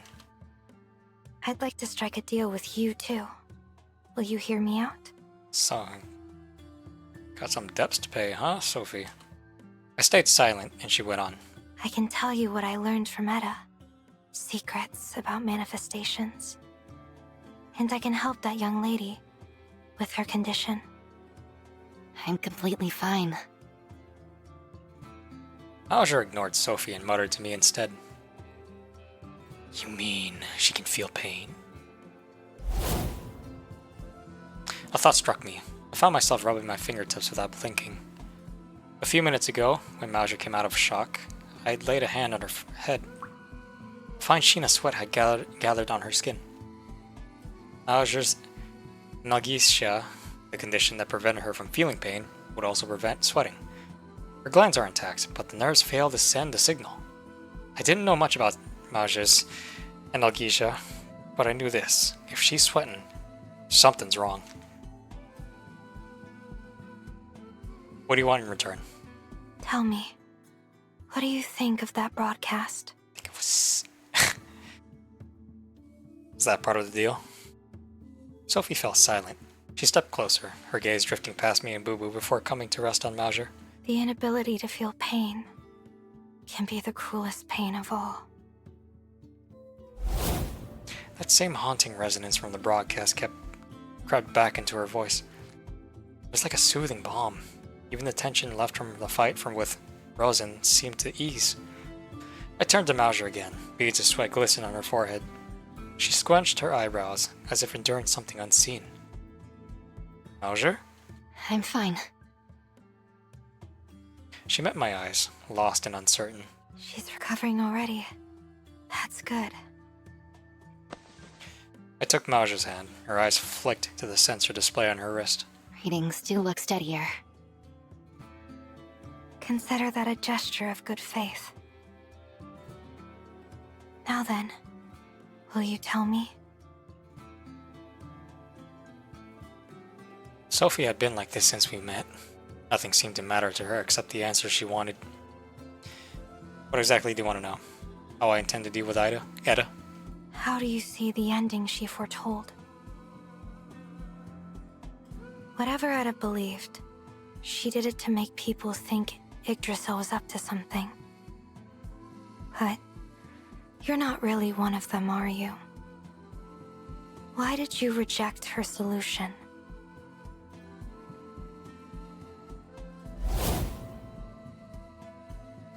Eda's very creation was a mistake. The way she sought answers in the ending she planned were bound to be wrong. To upload one's mind and live forever in a virtual world, that might be the right path for her. But she isn't human. And it's only natural that humanity would resist her. Maybe that's the only path to so-called immortality. Maybe even to civilization's survival. But humanity doesn't accept it. At least I don't.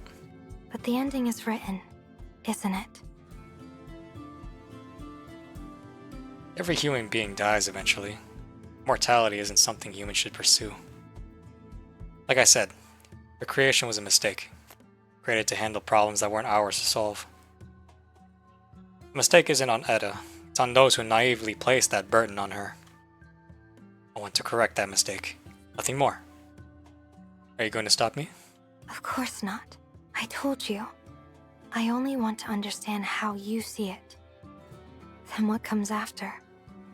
How will you face the final end? That's not for me to worry about. I never called myself a savior. I don't have some grand plan to fix the world. And anyone who claims they do usually has an agenda. The idea of a savior is a lie. We tell too many stories like that. Someone rises, fixes everything, sets the world right. It never works that way. The world's problems, our flaws and contradictions, they aren't for one person to solve, but for everyone to work on. I'm no doctor. I can't cure Javosis.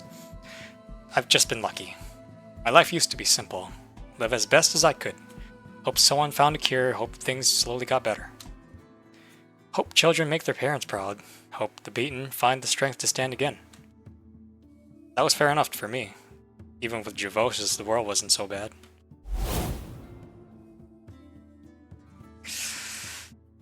But some people couldn't understand that. They had to burn it all down and call it an ambition. A chance to prove themselves. I just happen to have the power to stop them. That's all my saving the world amounts to. But to fix everything alone, I have my own life, my own happiness. To give all that up, to throw myself completely into that kind of crusade, it might change nothing at all. And to the ones who care about me, that would be cruelty. Humanity has its fate, its fight. We'll find the answers ourselves. I'll make sure of it. That answer is what humanity is looking for. Not Eda's, not any single person's, not Rozan's, not mine. On the road where humanity struggles towards salvation and its ideals, I'm just a blade cutting down the monsters along the way. I don't have the answer itself. I understand, Mr. Adjutant. Thank you for telling me all this. It means more than you might think. let's get back to the point. You won't be of much help in my fight with Rozan. But since you've shown goodwill, I'm coming forward and helping Mauser, I can make this offer. Cooperate, make amends for what you've done, and you yourself will not make things hard for you. Your secret is what you can offer me. So tell me, what do you want in return? My freedom. That's the price for the secret. Freedom. But I can only tell you after I've left. You're saying I should let you go first, knowing you worked with Edda. Risked her tearing down my plan, and only when you're safe will you tell me a secret that's supposed to help me? Will you trust me? Just this once? You drive a hard bargain. I want to tell you my secret, but there are reasons I can't. She still wore that same look of utter sincerity. She'd had it since the moment we met. So genuine, almost felt rehearsed. Why are you here then? Those girls, what's their story? They're just children who've suffered too much. I listen when they need to be heard. I listen to their pain, to the choices they've made. I offer comfort and guide them toward salvation. Salvation? Don't tell me you mean Valhalla. Maybe your song lets them die with less pain, but they still die. They die because of Edda. I know. I know. I'm too weak to save them. All I can do is ease their final moments. That hardly counts as salvation. Think of it as my wishful thinking. I don't have the power to save everyone.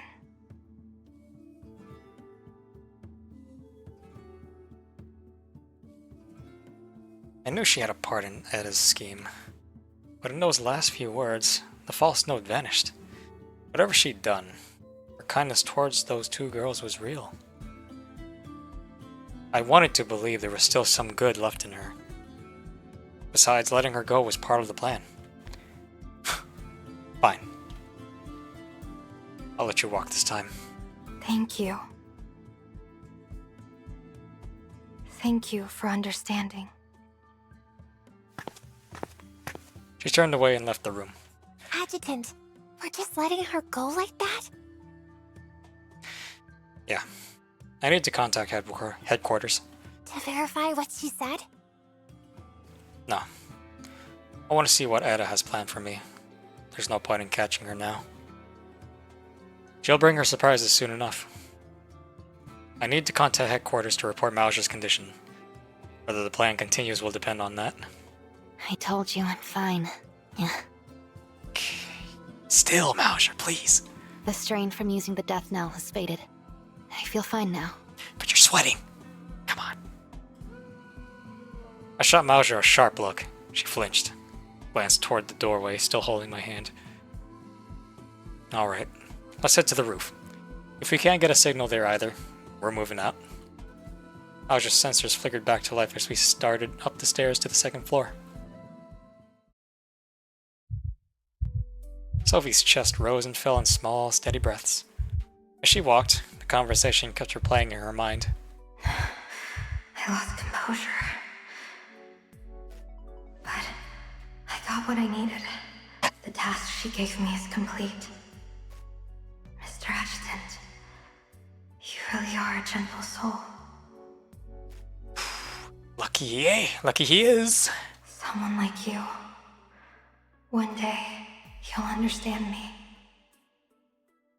That's enough. Now. Turning the plan over in her mind, she pushed the door open. I've been waiting a long time, Miss Sophie. What? What?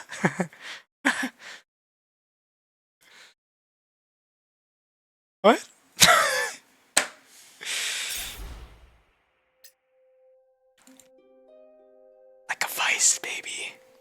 like a vice. I'm already an hour and 30 minutes in this shit. It's gonna be a 3-hour adventure. This shit is gonna be a 3-hour adventure, man. I'm ready. I'm ready, man. I'm ready. Hydrogen contamination is still too high here. Power columns won't blink. See? Then we follow the adjutant's instructions. Clear out the tube and keep an eye on the comm signal. Be ready for fate. Sector array, open.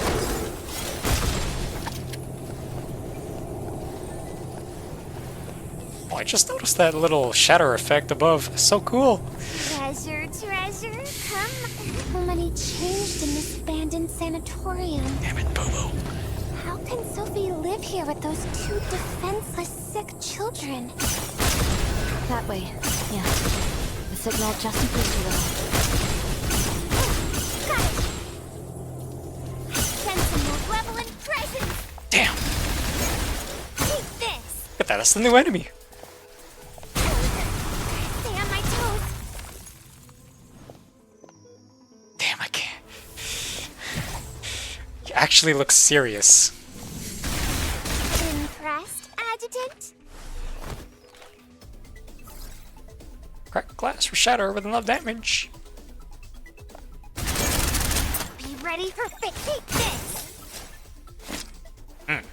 Gun fu. Oh. Y'all like John Woo films? Glad I Shit. could help, Adjutant. Every time I see Boo Boo's gun fu, I always think of his movies. Take this!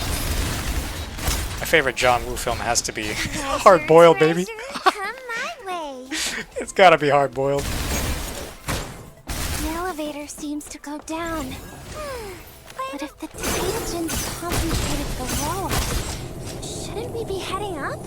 Level of There's no other route. Let's head down for now.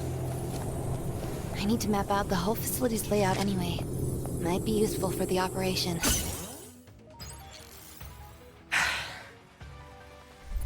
Let me see. Mission success! Cutie pie. Is Sophie gonna die?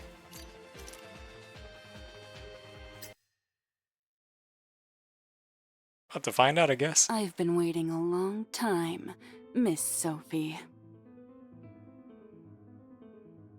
Rozan lunged on the bed, one foot resting on a stool. Behind her stood Esther, gaze fixed on Sophie in the doorway. Easy, Esther. She's not one of those from outside the walls. I cannot believe you recruited Esther in your... That's great. That's amazing. It's amazing. Sophie glanced toward the corner. Leosha, the older girl, was curled up on the bed, holding a trembling Alina close. Tears streaked the child's face, but fear kept her silent. Sophie moved to the bedside, gently taking Alina from Leosha's arms and drawing her close. It's okay. It's okay. The girl relaxed, sinking into Sophie's arms with a faint whimper. Miss Rozan, could we speak somewhere else? I don't care for the place you chose. Rozan lifted her hand, palm open. A dead bird lay upon it. The exposed Titagen shimmered, then dissipated before Sophie's eyes. What's wrong with here? It's warm, pleasant, good for a little rest, don't you think?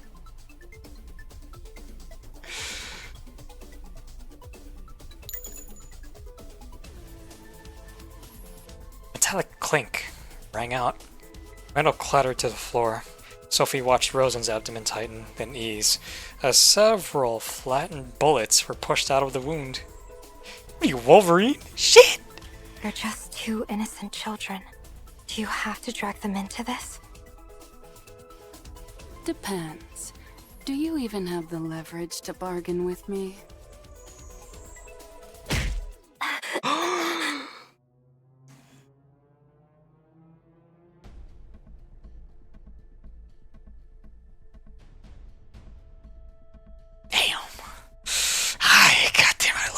bitch. God damn it. Is it wrong for me to like Rozan? Sophie choked out a gasp. Too fast to see, a rush of air, and Rozan's hand was already at her throat, slamming her against the wall. Christ. God damn it. It's getting warm in this room now. You don't. Rozan released her and sank back into the chair. Sophie slid down the wall, dragging in sharp breaths. In that brief contact, the Titagen within her had been torn away by some force she couldn't comprehend. The wrenching pull inside nearly made her black out. What's wrong? Regretting you came to me.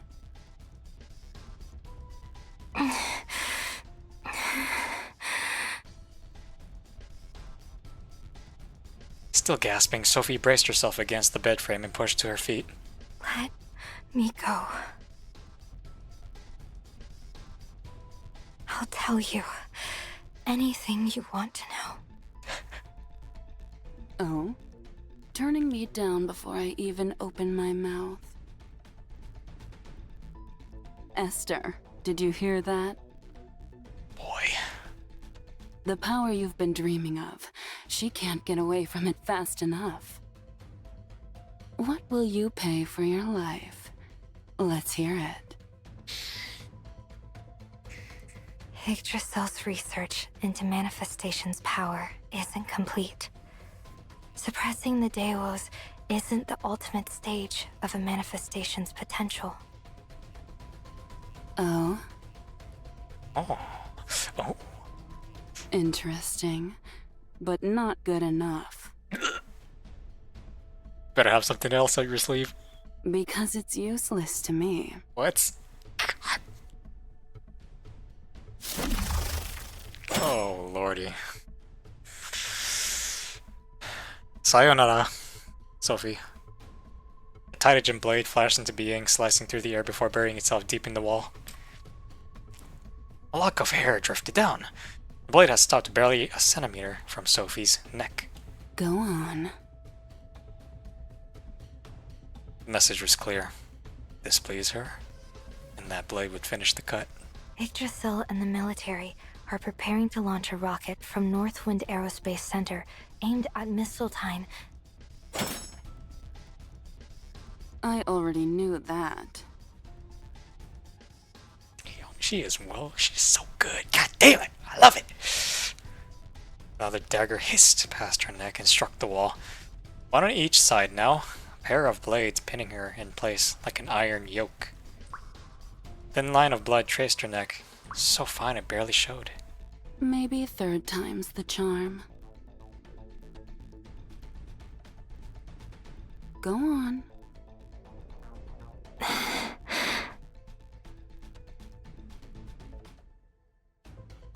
Silence stretched. Sophie's chest rose and fell. After a long pause, she forced the next words out.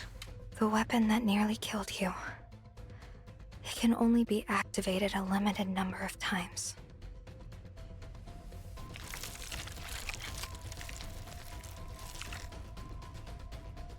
Rozan's expression didn't change. She raised a hand, and one of the blades at Sophie's throat unraveled into a shimmering turbulence of energy, flowing back into her palm. Good. Okay. I guess you live, then, Sophie? That settles your life. Once. Now then, What? for refusing me. Go on. Oh my god. To refuse to become a demiurge was to reject Rozan herself. And that meant death. Sayonara, Sophie? Sophie fell silent, sinking deep into thought. Come on, anything. Time stretched. Rozan waited in silence. The room was warm, yet the air felt frozen solid. Anything? You got anything? I want to end pain from this world. I want to save everyone.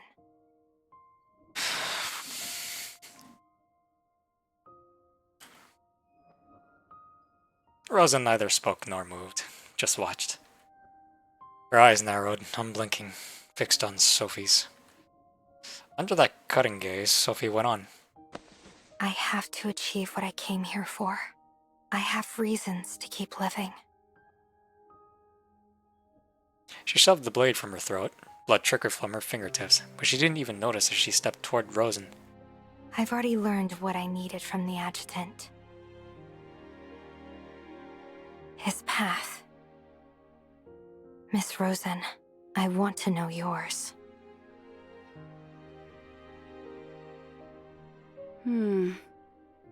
I misjudged you. You're weak, that's true. Yet strong enough to ask me that. As for the adjutant's path, I'll hear it from him myself. I don't need a messenger. Thanks. Rozan rose and walked over to Leosha, the girl lying on the bed. She studied the girl's pale face. I want a world built on true equality. A very brutal equality. Not that hollow pretense people like to call fairness. Everyone's rights should measure up to the power they hold. Strong. Of the fittest. Survival of the fittest. Every right has to be earned that way.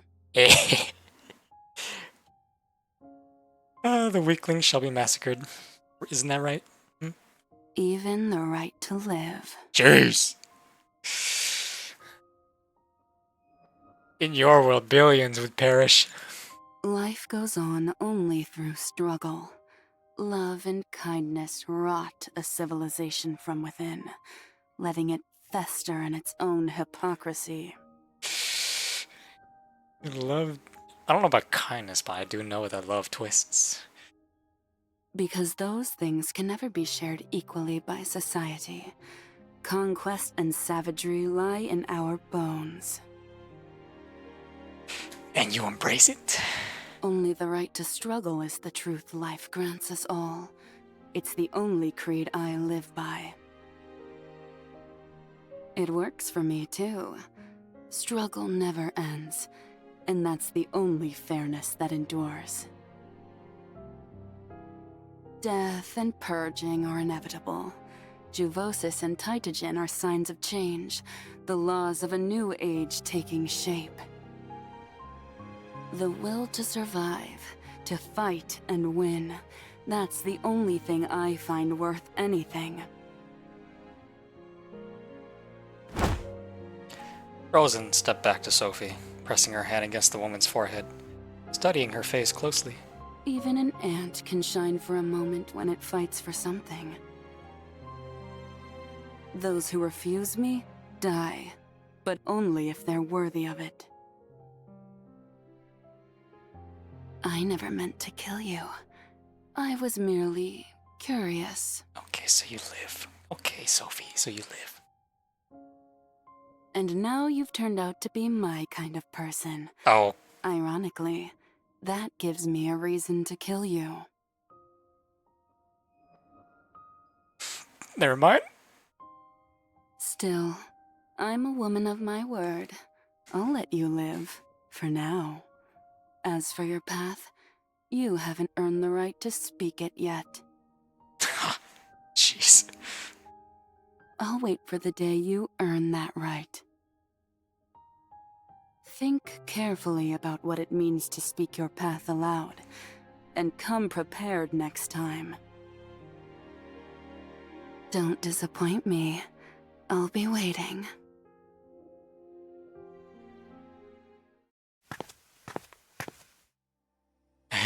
She rose with a lazy stretch and left the room. Esther trailed closely after her. She actually bought it? Oh!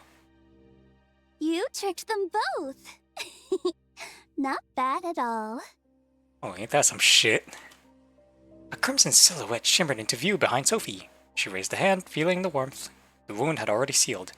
New flesh pushing the scab inside. The plan worked. Great. He only comes when I get close enough to the rocket. And when he comes, Rozan follows. If I still had my trees, things wouldn't be such a bother.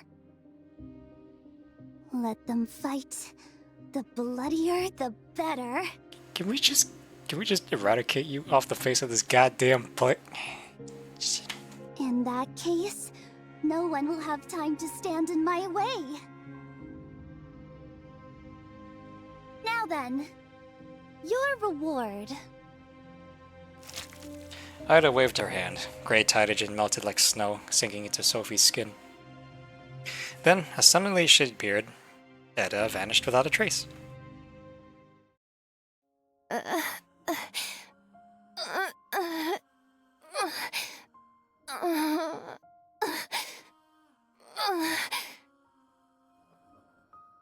The girl on the bed let out a string of ragged moans. The younger one, already frozen in fear of Rozan and Eda, began to sob anew. It's okay, Elena. Leosha's going somewhere beautiful. Oh, damn. I thought she was healed. She's borne every sorrow this world could lay on her. Paid every debt it could demand. There's no need for fear. Or for tears. At Sophie's soothing whisper, Leosha's moans ebbed away. Pain left her face. A faint warmth returned to her pallid cheeks. Sophie held her hand, her once clenched fingers slowly uncurling, as if the pain had truly gone. The girl opened her eyes and looked at Sophie and Alina. Miss Sophie, am I really going to paradise? Yes. Close your eyes now, Leosha. Rest. Go to a world where the snow never falls again. Rest among warm, untouched blossoms, on sun-dried sheets beneath soft blankets. Olya, Anna, Sonia, they're all waiting for you there. Rest now. We'll find our way to you soon. As Sophie hummed, Leosha's eyes closed. Her hand slipped gently from Sophie's grasp. Sophie gathered Alina in her arms and went on humming. The end, oh the end. The end has come. Establishing comms link. Damn. Establishing comms link. This is the end. Signal locked. Call channel stable. This is Caroline. Boss, the adjutant's on the line. Yes, ma'am. Patching you through. Adjutant. I'm listening.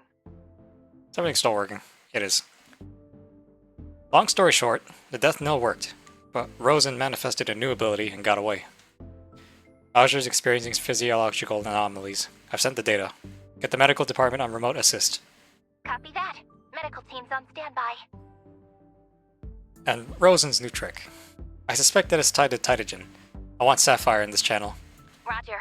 She's near the Eris border. It'll take a second to link her in. Medical team's connected, but still decoding the vitals. Understood. We'll wait. On the other end, Tao held her breath. Easy. The situation's under control. Understood. I'll leave you to it. Adjutant, Sapphire just came online.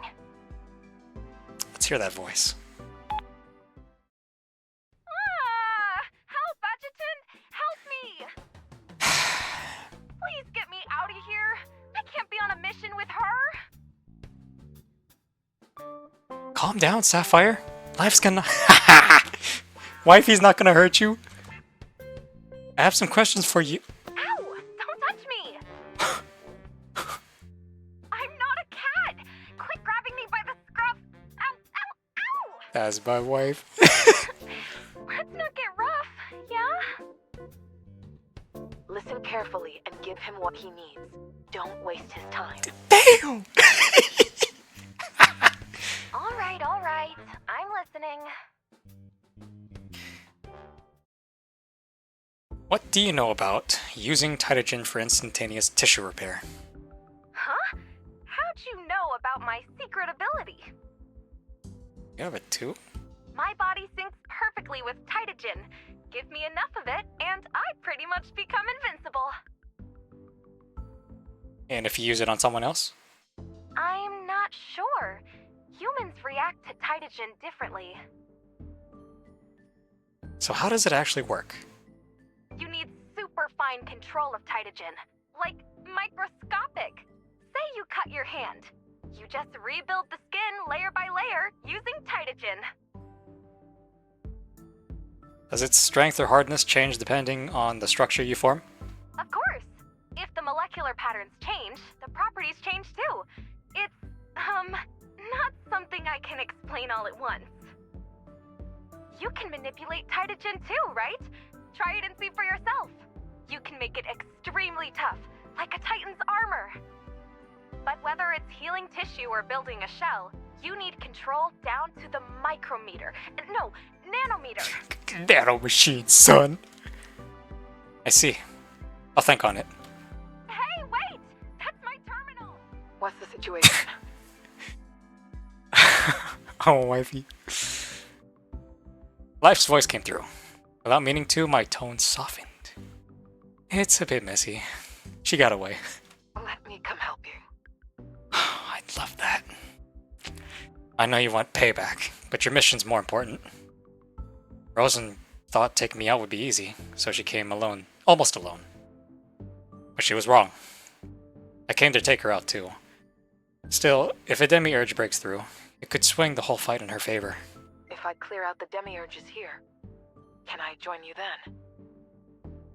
Or Katya and I split up. One holds the line, one goes to back you up. I get it, wifey. I get it, life. Really. But we're already stretched thin. Just holding that front is pushing our limits. You two need to stay together.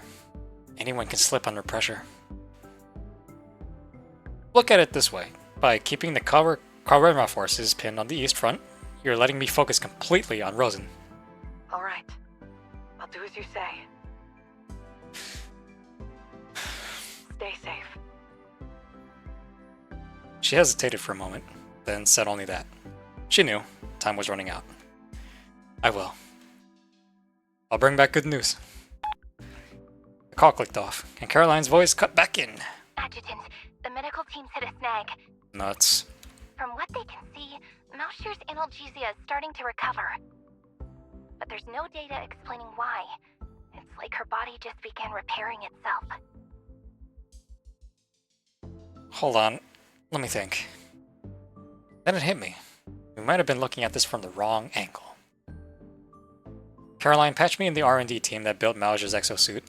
Keep medical on the line, and give them temporary clearance for the Death Knell project. Copy that. Frisia's still offline, but the rest of R&D is connected. Bringing them in now. Certainly. That was the blind spot in the medical team's analysis just now. The Death Knell's clearance level was too high. They never had full access. They understood human physiology inside out, but not how the exosuit or Death Knell actually worked. Overusing both must have been what pushed her body into the shift. Adjutant, we've received Mousier's vitals. Can you walk us through what happened out there? She activated the Death Knell 4 times in a row, each one during intense close combat. That could have caused full cardiogenic shock. It did. We stabilized her with a cardiac stim injection. That's strange. None of it shows up in the data. Another manifestation interfered with some kind of special power? Might have thrown off the readings. There's a manifestation that can do that? Noted. Even so, 3 activations are already the limit. As we've explained before, Miss Mousier's exosuit amplifies her manifestation power, and her theotropic nerves drive the Death Knell directly. The process is highly taxing. It overloads the heart. Miss Mousier's analgesia is the only reason she can keep it running without passing out.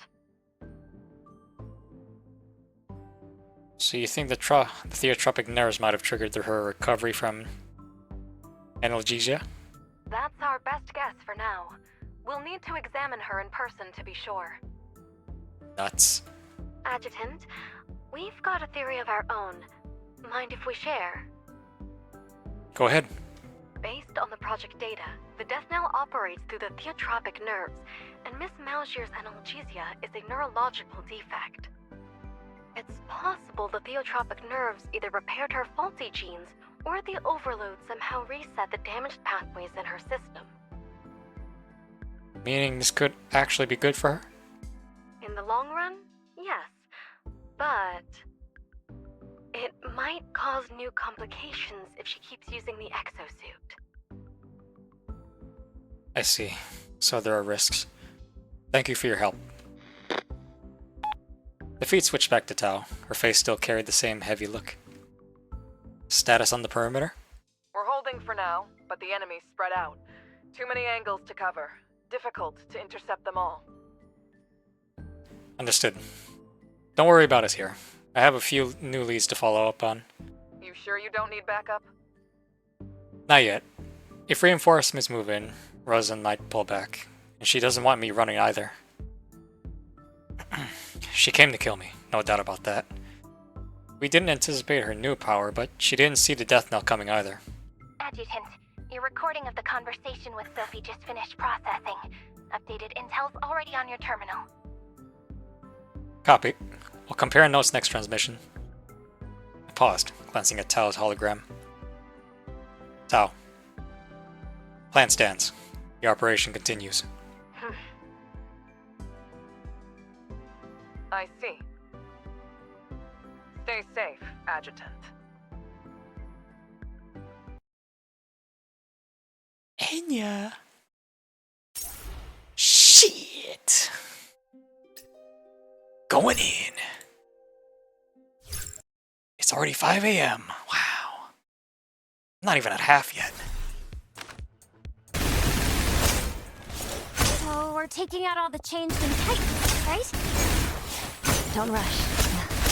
Stay alert for Rozan. Shit. I sense a malevolent presence. Too easy. Take this.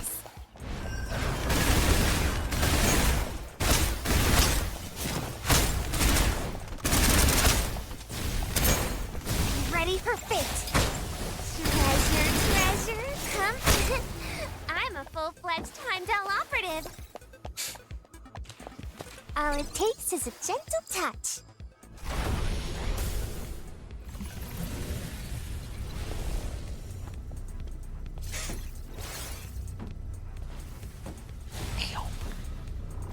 Oh?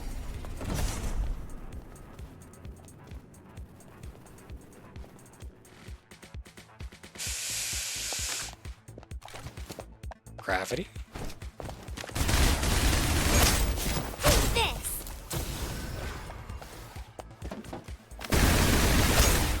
Take this. Weird. There's no ladder or stairs here. How's anyone supposed to get across? Let me decrypt the system. Yeah. Step on it. Access granted. That explains it. It's an astronaut training room. Gravity can be reoriented. A little disorienting. All it takes is a gentle touch. I don't know. Whoa, this feels amazing. There's an elevator at the end. Yeah. But heads up. Titans above. Okay. I still don't know if I have seasickness. Never experienced it. Never experienced... Wait, have I? No. I never experienced riding on a cruise or a boat. Take this. You can't escape.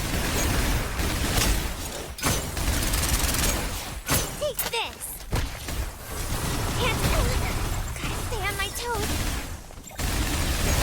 Treasure, come my way.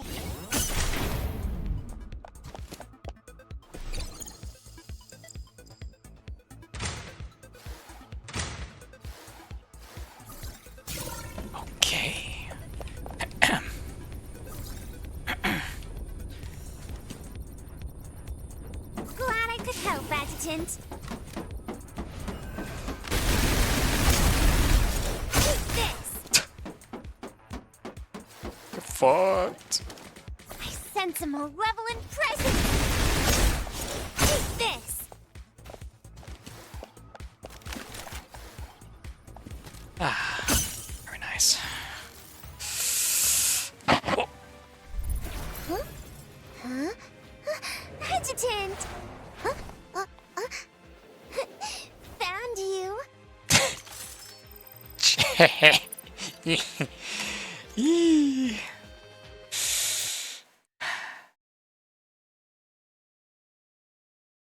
On the rooftop, I replayed the call I just had with headquarters. Adjutant? Hmm? I've got a question. Go ahead. The Death Knell and Specular Array. They were made to deal with Rozan, right? Yeah. She gave us a lot of trouble at New Hintero. After that, I started looking for a way to counter her, or at least blunt her edge. We both manipulate Titagen, so I figured I could turn that against her. That's how the Death Knell started. But I also needed insurance, something to keep me from being hit the same way. That's where your Specular Array came in. Then, why me? I mean, it's Rozan we're up against. Wouldn't Miss Life or Miss Fenny be safer picks? What do you think? Me? I don't know. That's why I asked. We fought through 42 life and death missions together. The Specular Array needs you to locked on me in combat, tracking, shielding, moving in sync with me. So tell me, who else could I trust with that? Understood. I won't let you down, Adjutant. No need to put that much pressure on yourself. Pressure builds drive. I'm working to become a real manifestation. A true Heimdall operative. God, you're so adorable. A real one? If all it took to be a manifestation was getting theotropic nerves implanted, that would be way too easy. Ooh, Mia got some competition. Then what makes someone a real manifestation in your eyes? Capable of standing on their own. A real hero. Shit. Like Katya with her special ability, or Miss Penny. You can tell she's unbeatable just by looking at her. Indeed. Or Miss Mousier. She faced a demiurge head-on and still triggered the death knell without even flinching. You needed me, so I answered. That line was so cool. I want to be strong enough to say that to you someday. That day is today, baby. She makes it sound easier than it is, doesn't she? Well, want to know how she does it? Let's ask her directly. Mauser was perched on the balcony rail, legs swinging, gaze lost somewhere past the horizon. One of her sensors had been pointed our way the whole time, quietly eavesdropping. What was going through your head when you faced Esther? I'm done for. Yeah. I could just pinch your cheek. This exosuit's tuned for recon and scanning. Great for spotting targets, not for brawling. Okay, so your support. It's okay. It's alright. Getting pinned in the woods? Odds weren't great. Yeah. Huh? But that's not what you said before. People think all sorts of things when it's life or death. Fear, doubt, hesitation. It's normal.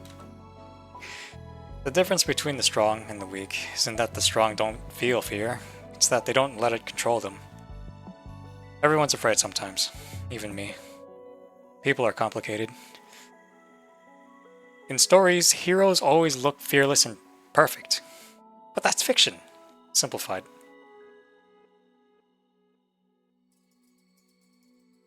I'm looking at you, MC, man. At least with this chapter, you actually are struggling, which is good. Because you have been like that in the past. What? 5 chapters? Doesn't matter what she felt. What matters is what she chose to do. I get it now. I'll do my best. I'll become a true Heimdall operative soon enough. But you are already. You already... Okay, we're on the wavelength. Same wavelength, huh, MC? You already are. I almost said it, but held back. She wouldn't understand yet.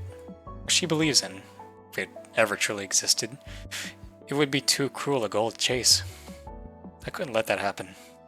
No need to tell her now. For the moment, there were still threats inside the sanatorium that needed to be handled.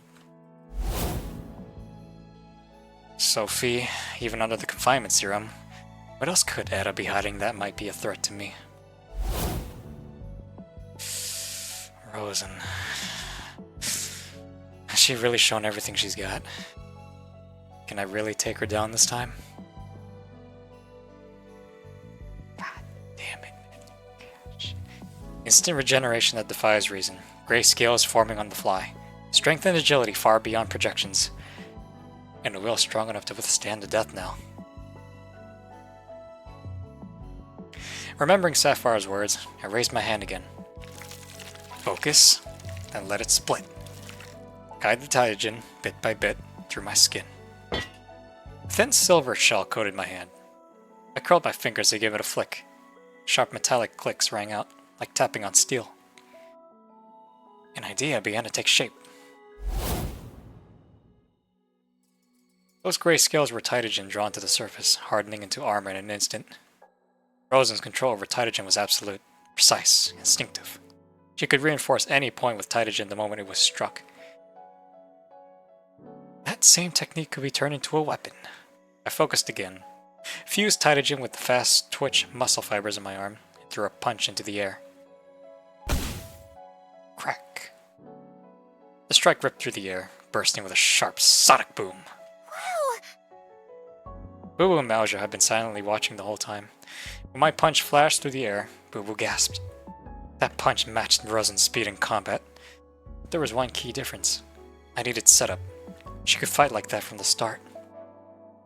I laid out my theory to Boo Boo and Mauja. We're coordinating our death knell strategy. Intel like this was critical. So, is there any way to break through that kind of defense? From what you've described, Rozan has to know where she's about to be hit. Only then can she reinforce that spot. Just fucking Armor Titan shit from the Armor Titan.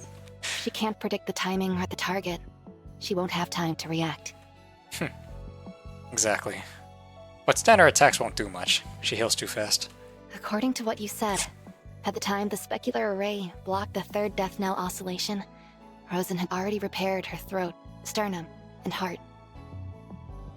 Judging by what you and Sapphire discussed, her control over Tytogen is precise enough to rebuild tissue almost instantly.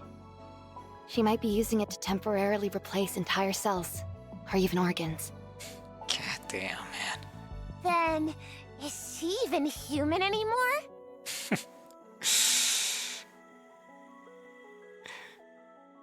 Man, I still hit. I don't care. I still hit. Demier just stopped being human a long time ago. Their bodies answer to the Delos now. They just mimic human behavior to look like us. Rozan's different, though. She's probably suppressing her Delos completely. Among manifestations, only life in Feni had ever done that without outside support. As I spoke, I lifted my hand again, drawing Tytogen to the back of it. Guiding the flow carefully, I split open the skin on my hand. Blood welled from the torn capillaries running down my wrist. I focused, every thought pinned on the channeling Tytogen. Divide, then divide again. I pushed my will outward, tracing the Tytogen coursing through my body. It was like seeing the microvascular network itself. Thread by thread, I used Tytogen to stitch the torn tissue closed. Oh, it healed! Are you some kind of genius? What do you think? I couldn't see Mauja's face clearly. To be honest, I was seeing the stars. Reconstructing and linking cells like that takes submicron level control over Tytogen. Christ. You've never tried it before, and you pulled it off on the first go. Give me a second. My head's still spinning.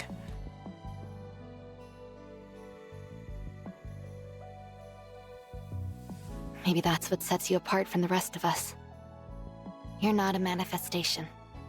That bullet rewrote your genome by accident. Maybe your body just treats Tytogen as part of its base code now. That's why he's equal with Rozan. Oh, right! On the cultist now. They did say people adapt to Tytogen differently. Maybe you've just got super high compatibility. Even so, catching up to Rozan won't happen overnight. But if I can make any progress at all, it'll help. Now I just need to figure out how.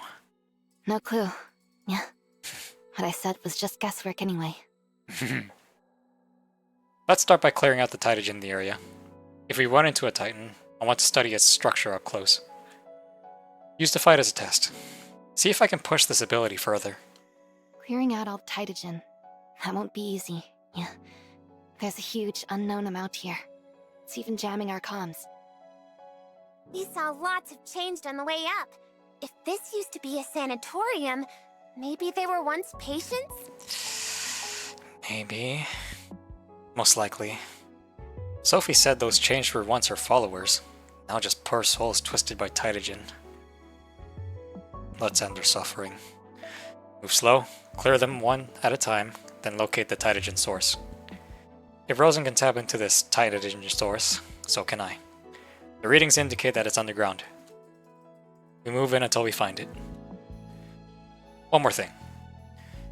Any issues with your new exosuit, Mauser? None so far. Yeah. The integrated multifunction sensors are running perfectly. The ears on Mauser's head twitched.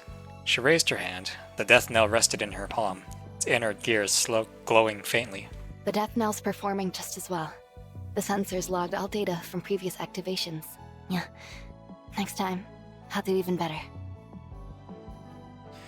And you, Boo-Boo? The specular array's control system works fine. Haven't tested the other features yet, though. You'll get the chance. Stay sharp. The death knell's already been revealed, and Rozan's probably figured out how the specular array works by now. The last battlefield didn't favor us. We lacked steady mid-range support. And Rozan's power far exceeded projections. With crossfire coming from multiple angles, splitting up was the right call. But, Boo-Boo, you need tighter coordination with Mauser. Your exosuits were designed to back each other up. Splitting up helped you eliminate the enemies quickly, but that left Mauser pinned by Esther. She couldn't trigger the death knell in time. I'll do better next time. Good. If I'm not around to issue orders, you follow Mauser's lead. Understood. What if we run into Rozan again? We don't engage until the Tytogen source is cleared. After that, the death knell's our leverage. You'll keep Rozan's movements in check. I figured out most of her tricks by now. Once we limit her regeneration, she'll have lost the edge, regardless of whether we use the death knell. I'm gonna purge every trace of Tytogen here. She'll feel it, and she'll come for me. And she knows I know that. My brain's overloading. Boo-Boo, come on. Alright then, move out. A plan started to form. With that burst of power I just pulled off in that punch, if I timed it right, might be able to match Rozan's output. And I could turn her ambush back on her.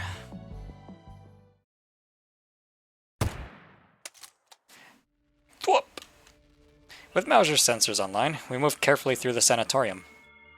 Boo-Boo's specular array unfolded into a shield while Mauser, moving behind its cover, used a silent sniper rifle to drop every change in sight. Each time one fell, I drew in the Tytogen left behind their bodies. The sanatorium was eerily quiet. Rozan was patient, and so was I. No need to rush. Steady was enough. The place was huge. At this pace, we'd still be sweeping by sundown. We kept moving, but nothing stirred. The hearts were unnervingly still. No sign of Sophie or the two girls. It felt like we were the only ones left here. Us and the changed. Adjutant. Hmm? I'm starting to get nervous. Aw. Is she ever going to make a move? Easy. Stay patient. What's that old Shoujo saying again? You can't clap with one hand? When there's a big gap in strength, the weaker side won't strike first. The stronger side has to give them a reason to fight. Maybe it's something they think they can gain, or they just misread the situation. One way or another, you make them believe they can win. So, we fake an opening? Exactly. Just like Genghis Khan and his horseback archers did. Oh god. Radiation's getting stronger. Yeah. Starting to mess with my sensors. But this is already the lowest floor, right? We've checked everywhere. There aren't any stairs going further down. If we can't find it, Rozan can't either. Unless the Titagen here was planted by her. But that doesn't add up. Leaving an endless supply behind just to fight us out on the highway makes no sense. Adjutant. Titan. Mauser pointed ahead. A Titan was pacing in the middle of the hall. If we want to down it quietly, it's gotta be you. Boo-boo. On it! The specular ray shifted and reformed. A tall mirror rose between us and the Titan. From the Titan's perspective, we vanished. The surface reflected only the empty hull, erasing every trace of us from view. That was another function of the specular array. Its polished surfaces packed with image sensors and optical projectors, able to capture one view and project it onto another. It could even process and alter the image in real time. Right now, it was feeding the background behind us into its front face, erasing the three of us from the Titan's sight. The illusion shifted with the Titan's gaze, but if there were multiple enemy lines of sight to account for, or if we moved too quickly or suddenly, the image would warp at the edges and give us away.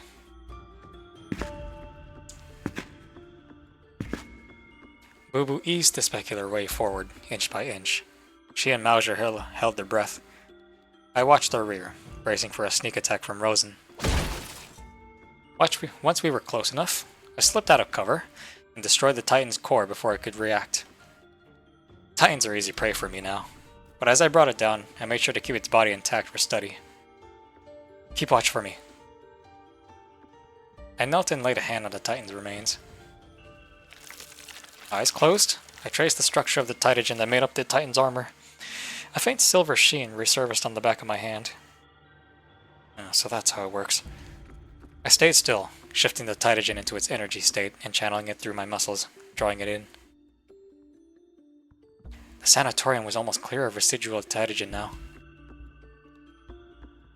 Wu and Mauser held position in that tactical gray zone. Close enough for me to reach if things went wrong, but maybe not fast enough in case of a sneak attack. I appear to be focused on the Titan's remains, but my attention was already on Boo-Boo and Mauser. If I were her, I'd strike at Boo-Boo. Mauser would be limited while operating the death knell. I assumed that Rozan would have learned that from Esther. Without Boo-Boo's specular array, I'd be caught in its effect too. In our coordinated death knell attack, Boo-Boo is Rozan's best shot at breaking through.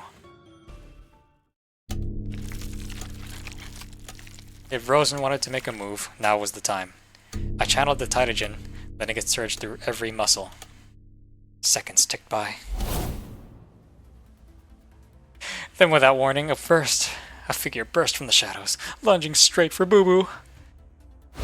I shot forward, muscles coiled tight. In a blink, I was between them. Oh. Rozan's eyes widened in surprise. Then my charged punch connected square with her chest. Hahaha. Shit. Things are picking up. Alright, I'll stop at progress 6. The impact sent her flying like a baseball, slamming into a wall and breaking through the concrete.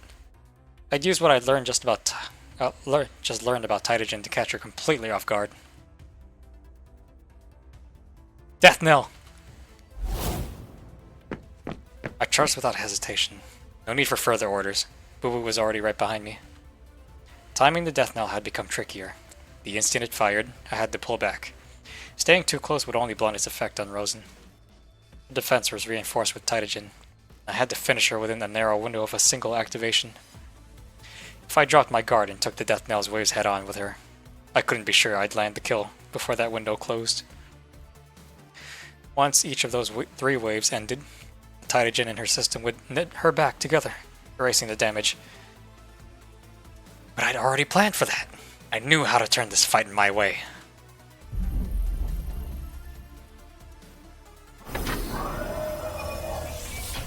The specular ray thrummed behind me. The death knell was seconds from firing as I reached the wall where Rozan had crashed. A shadow flickered across my sight. I barely got my arm up before something slammed into me. Ugh!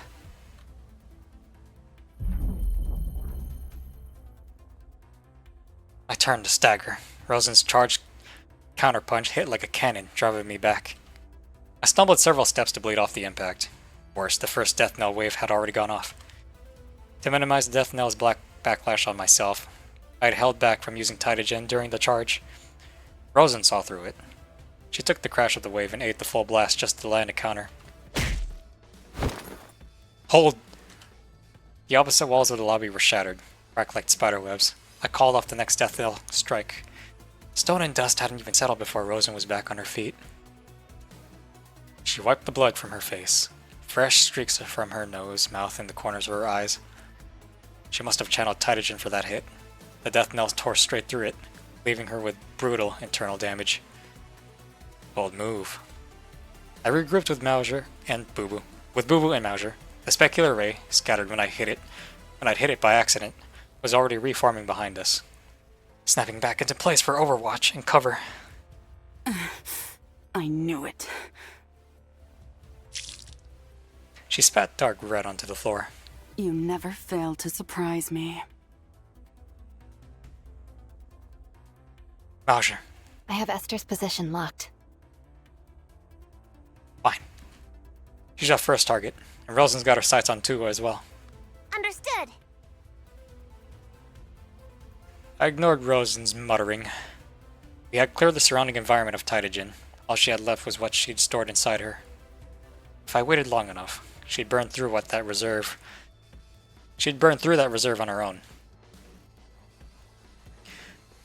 Rozan narrowed her eyes, studying me. Neither of us wanted to be the first to move. I stayed put because I couldn't waste this chance. But if she was still holding back, does she still have another move left? Rozan stepped forward. Mauser raised the death knell.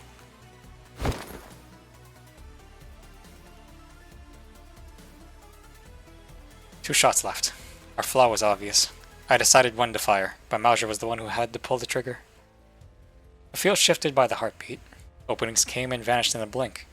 In a fight where speed and strength pushed past human limits, a death knell strike could go to waste in an instant. Then forget the death knell for now. I raised my fist, channeling the Titagen surging through me.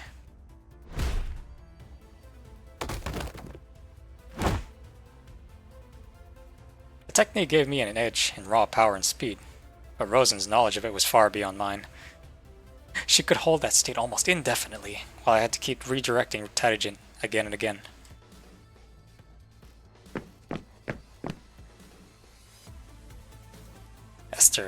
Esther stepped out of the shadows. The first thing I saw was her eyes, dull and glassy. They looked brittle, lifeless, like dried wood or a cracked riverbed.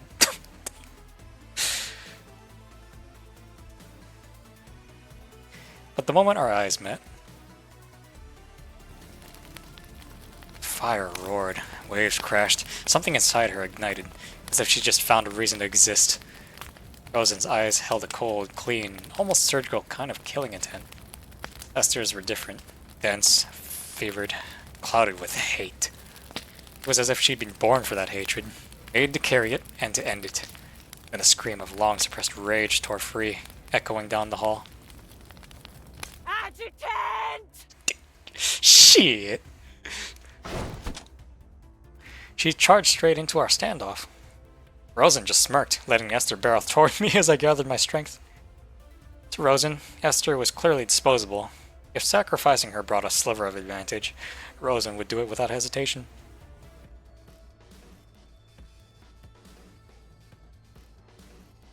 Esther came like a bullet, fully committed. No reservation, no concern for the damage it would do to her. She hit with speed and force beyond even a manifestation's reflexes, like a vehicle at full throttle. Rozan followed close behind, using Esther as cover, like a knight charging with lance and shield. I only had time for a glance back. Good. Mauser and Booba caught on instantly. Woo! Manifestation power flared. The death knell began to spin. At this range, Booba didn't raise the specular ray to shield me. The strike would be hers to make. The key to victory was simple. Drain Rozan's Titagen reserves. The decisive factor wouldn't be me or Rozan. It would come down to Esther, Mauser, and Boo. Esther was the soft target. Taking her out, or capturing her, would tip the balance. Capture her? Capture her, that'd be nice. Would tip the balance. With Esther gone, Rozan would be facing a 3-on-1. But if Rozan disabled Boo or Mauser, our death knell plan would fall apart. And they were easier targets for her than I was. So I aimed my charged strike at Esther. Even with the death knell seconds from firing, I took the shot.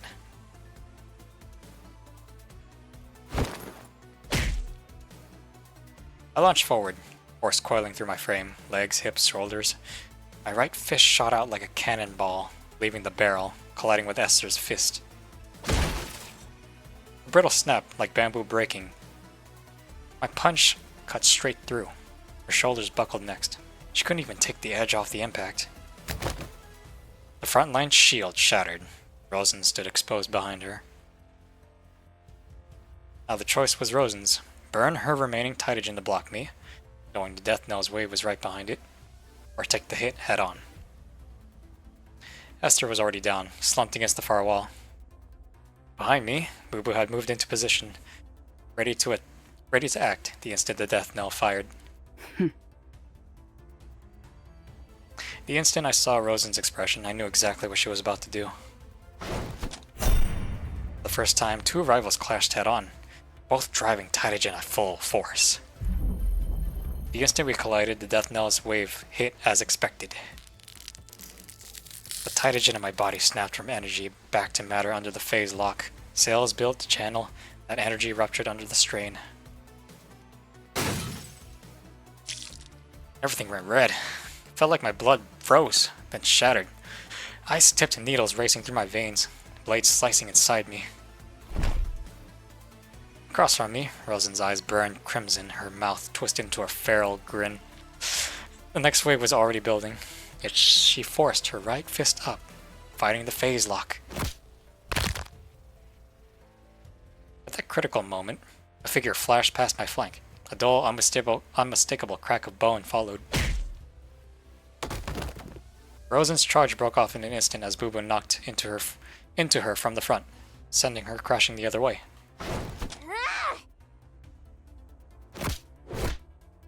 With a sharp yell, Booba lunged like a tiger pouncing, driving her elbow straight into Rozan's chest.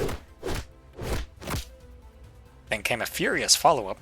Mid-air, off balance from the death knell's wave, Rozan had nowhere to go as Booba hit her again and again. The death knell fired for the third and final time. Boo finally lost pace with Rozan. The moment she realized she couldn't close the gap, she tore through Rozan's guard, her chest already a mangled ruin, and drew both guns.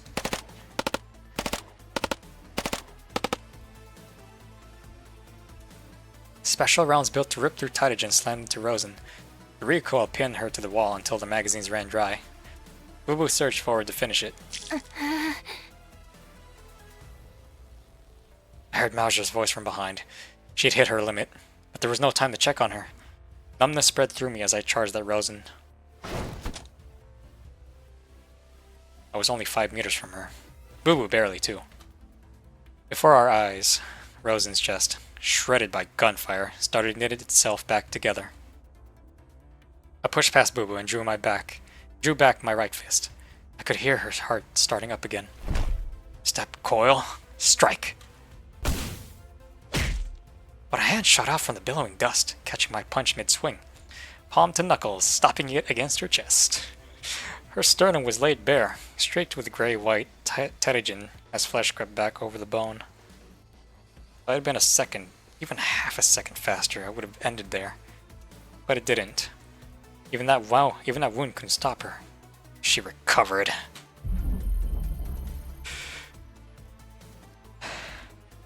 Then, unexpectedly, a fourth death knell wave hit the field. Masha must have pushed past her limits again. I fought the urge to look back. I knew this was her last play. Everything she had left thrown into helped me bring down Rozan down. As I was winding up the killing blow, I saw Rozan's face.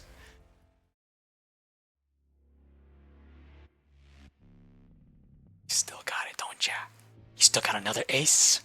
She was calm, even with the last, deadliest death knell wave bearing down on her.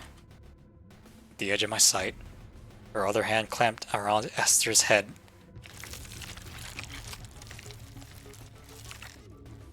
Well, Esther, damn, like a used condom. A massive surge of pterygium burst from Esther, seeping through her skin, arching toward Rozan's heart. Before the wave could hit, the pterygium streamed down her arm, hardening over her left chest and skull into a solid shield. The blast struck with a muffled thud. With that layered shielding and the phase lock still gripping me, there was no finishing her now. Then the pterygium began to flow again, ending her body from within. Ugh. Fighting through the last death knell wave, I gave the order. Fall back! Wow. I grabbed the unconscious Esther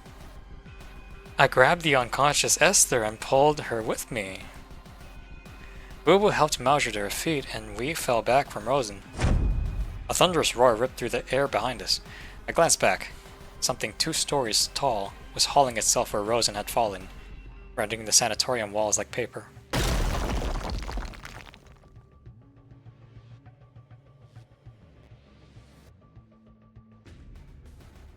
The creature smashed through the hall. The ceiling, the walls, everything. Above us, the sky gaped open. Once we put some distance between us, I looked over at Mauser. Her lips white, skin shading to purple. She was in no shape to keep fighting.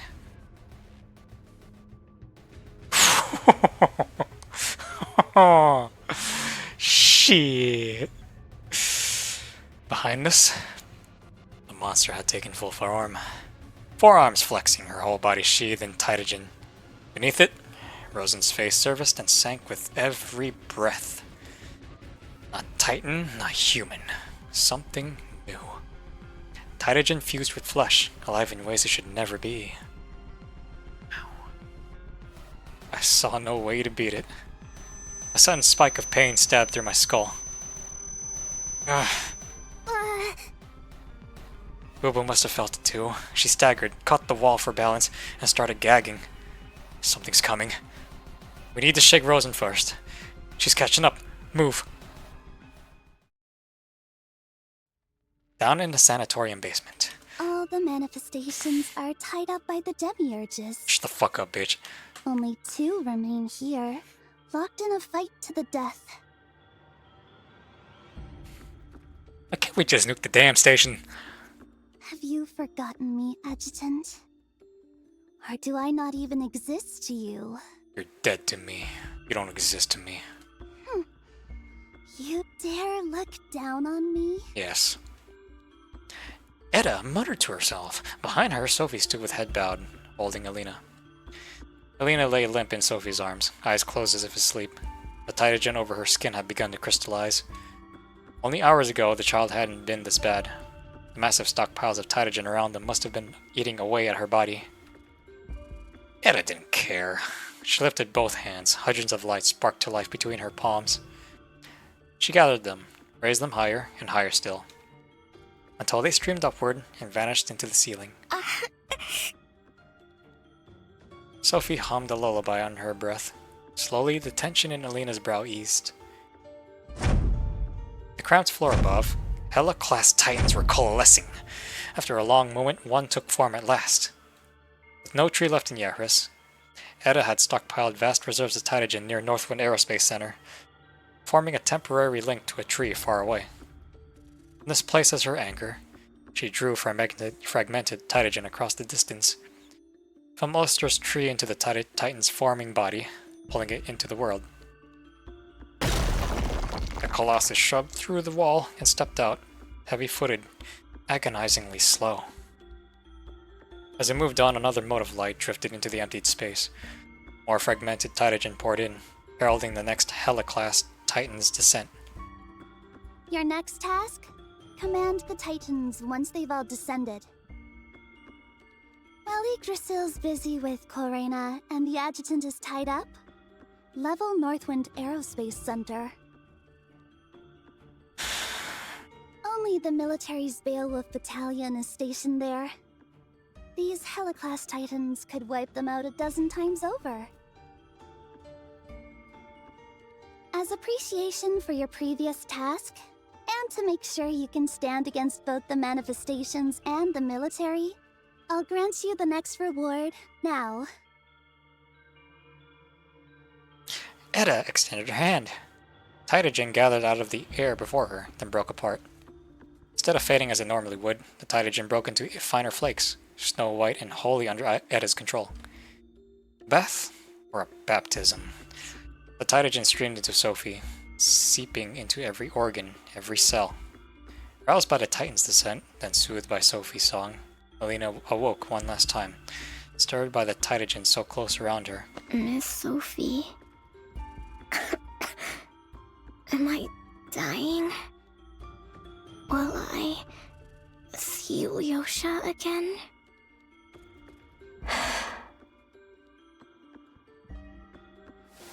Sophie brushed the hand over Alina's face, dusted now with tiny forming crystals. Her voice caught before she could speak. It's done. All went smoothly. And with that, Edda was gone. Finally, bitch. Rest now, rest now. Sophie hummed softly. Edda's blessing seemed to have given her a voice, a strange, new power. In paradise or the abyss. Rest now, rest now. No more pain, never again. At her whisper, Alina smiled. Her breathing slowed, ceased. At Sophie's touch, a glowing orb of fragmented Titagen rose from her body. She cupped the light and drew it to her chest. The glow slowly sank beneath her skin. Elena, you'll always be with me.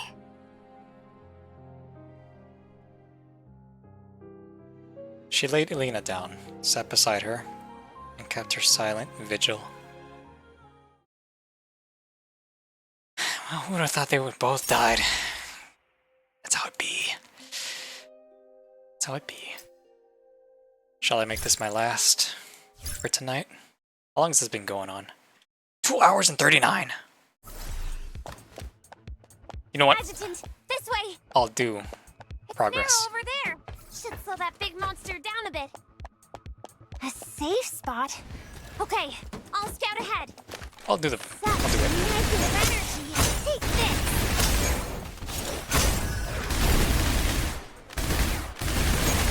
Take this. No. The mirror captures all. Feeling like glad I could help, Adjutant. Wait, so you still have flair? Of course you do. You're boo-boo. Gun fu, baby.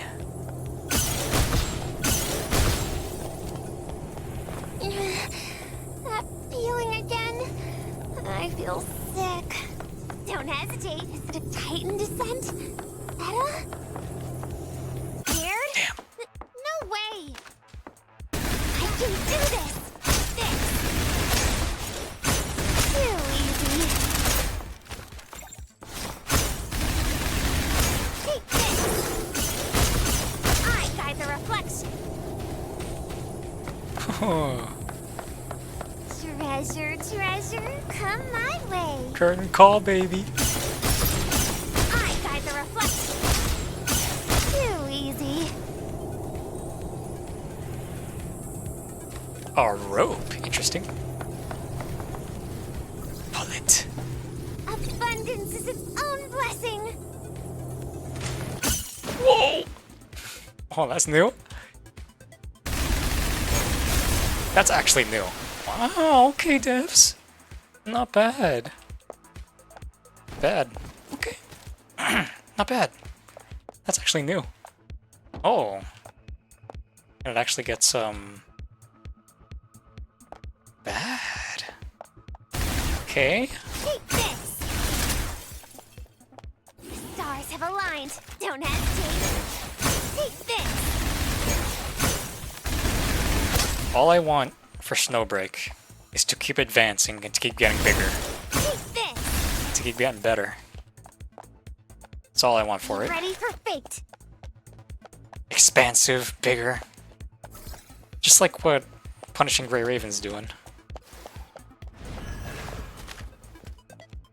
Too easy. I guide the reflection.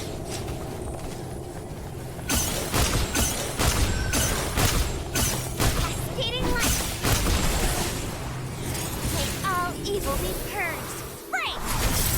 Nice. I actually got to hit something with it. Take this. Still operative. No sound from Rozan. That monster's gone quiet. Yeah, we can take a breather here. Nice. Whew. Let me see. It's about to be 6 a.m. Mission success. Success indeed. Oh my god. Ooh. Whew. Alright. This is the last one. Relying on wits and familiarity with the terrain, we finally managed to shake off Rozan for the time being. Is everything still working? It is. When we found a room that was less exposed, I decided we should rest. Boo Boo, keep a close eye on her. Okay, got it. I dropped Esther to the ground. Truth be told, there was no real need to watch her. I had already checked. There wasn't a trace of Titagen left in her body. She was just an ordinary person, though stronger than most. Boo Boo placed Mauser on the bed. Her condition had improved slightly since before, but still far from reassuring. Sweat had matted her hair to her face. Her pinky finger trembled, as though she were enduring some kind of agony. No! I lifted her into my arms, holding her close, gently stroking her face. Her heartbeat was faint, but it still held a steady rhythm. As I held her hand, her fingers unconsciously tightened around mine. Mauser? I called her name softly as I soothed her back. I'm here, Mauser. I retrieved the cardiac stimulant from her pocket and injected it into her arm. After a moment, she finally began to stir.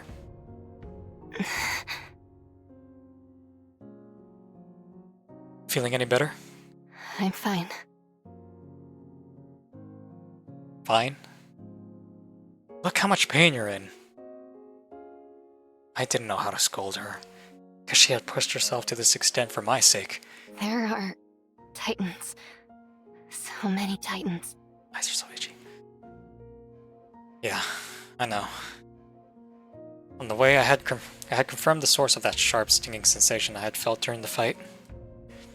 Countless Titans. From the window now, I could see them gathering outside the sanatorium's walls. I also had confirmed something else. The immense Titagen I had sensed when we first got near the sanatorium must have been the work of Etta.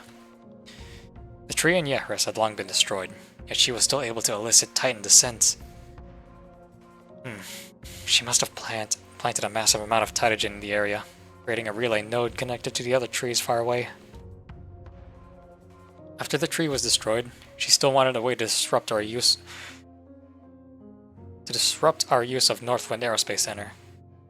So she hit a trigger here, waiting until I turned my attention to Mistelton Station to set it off. But my true goal was never Mistelton Station.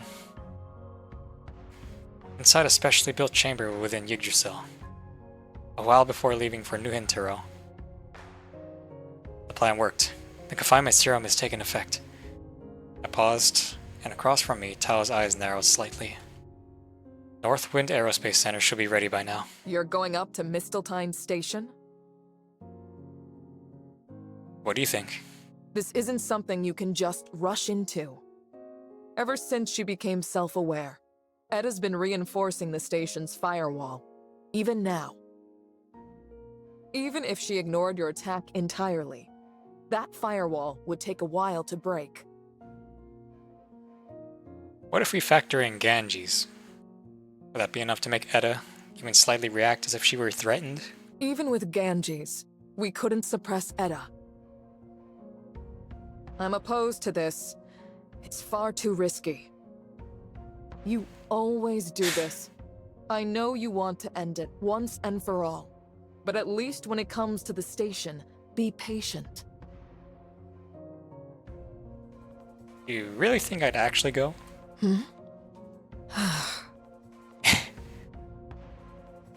Did you have to scare me like that? I've already got enough on my plate. I saw resignation in her eyes. I gave her a faint apologetic smile. I just needed to make sure that my motive is convincing enough in other people's eyes. Hard to say. To outsiders, you come off as even more intimidating than Rozan or Edda. Make it sound like I'm a villain here. You push yourself, like you're your own worst enemy. No one wants someone like that as an opponent. Point is, even you believed it. I think it could work. Rozan, Edda, both of them would believe I really intend to go up to Mistelton Station. I looked Tao straight in the eye. I'll use this as a chance to flush out anything that might interfere with the launch. Edda, Rozan, and the opposition within the military. Aerospace centers everywhere have tried to rebuild, but Edda's interference has stalled every attempt. Even the military's own centers have caught her unwanted attention. Only Northwind has managed to finish reconstruction and prepare for launch. I know. You've been monitoring it from the start. It's the ideal site. No tree, and harder for Edda to interfere. Exactly. That's why we chose it. It's always been the optimal launch point for a return to the station. Northwind was rebuilt through a joint effort between Yggdrasil and the military. The garrison station there, Beowulf Battalion, is the most sympathetic to us, and the easiest to sway. Suppose it gets destroyed. Tal covered her face, rubbing at her brow. Fine. Don't worry. I won't let your work go to waste for nothing. The death knell is almost ready. You mean... Rozan? I've waited a long time for this. If she shows up, I won't let her get her way.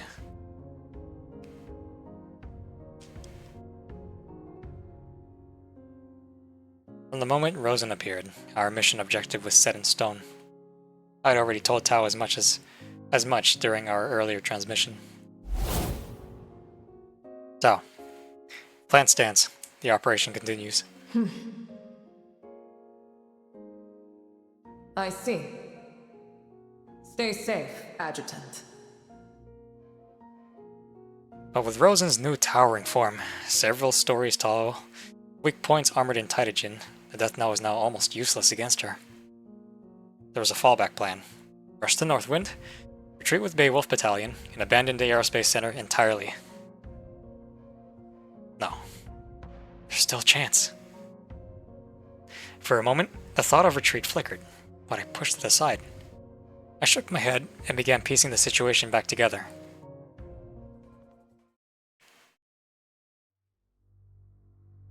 That form can't be limitless, otherwise she'd have used it earlier.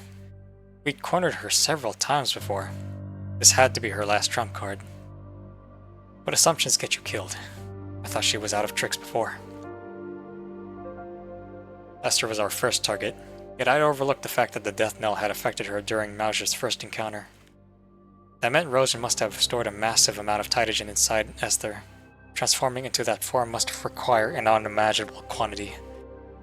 Otherwise, she wouldn't have drained Esther to a husk. Jeez. Good lord. Esther is just like a rag doll, like a damn doll. Like a damn mannequin at this point. Since breaking free, I'd been using Tytogen to repair the damage left by the death knell. I was nearly back to full strength. Less vertigo than before. I was adapting. If we could neutralize the Titans first, Rozan might just be beatable. That new monstrous form wasn't made for confined spaces like the sanatorium, and it clearly couldn't last. If I struck when she eventually returned to human form, there was a chance. But Mauser couldn't rejoin the fight, no matter what. I looked down. The cardiac stimulant was taking effect, and her vitals were finally stabilizing. She was in no condition to use the death knell again. The medical department's theory was right. Death knell was gradually curing Mauser's analgesia, restoring her body's pain response, but the pain itself was intense enough to trigger shock, just like in the last battle. Only Mauser could operate the death knell, because her exosuit amplified her manifestation output. Bubu's power wasn't nearly enough to activate it. As for me, I tried powering it with Tytogen, but the moment it fired, its wave phase-locked the Tytogen in my body, completely disrupting my control. At the same time, it kept siphoning Tytogen from me until I was dry. In the end, it nearly imploded, so I couldn't use the death knell either. Bubu. Yeah? You and Mauser head to Northwind Aerospace Center. Take Esther with you. Huh? What about you? I'm staying behind, to hold Rozan here. What? But... Bubu's voice trailed off. Adjutant, did we... fail the mission? Not yet. Your next move is critical. Don't attract Rozan's attention.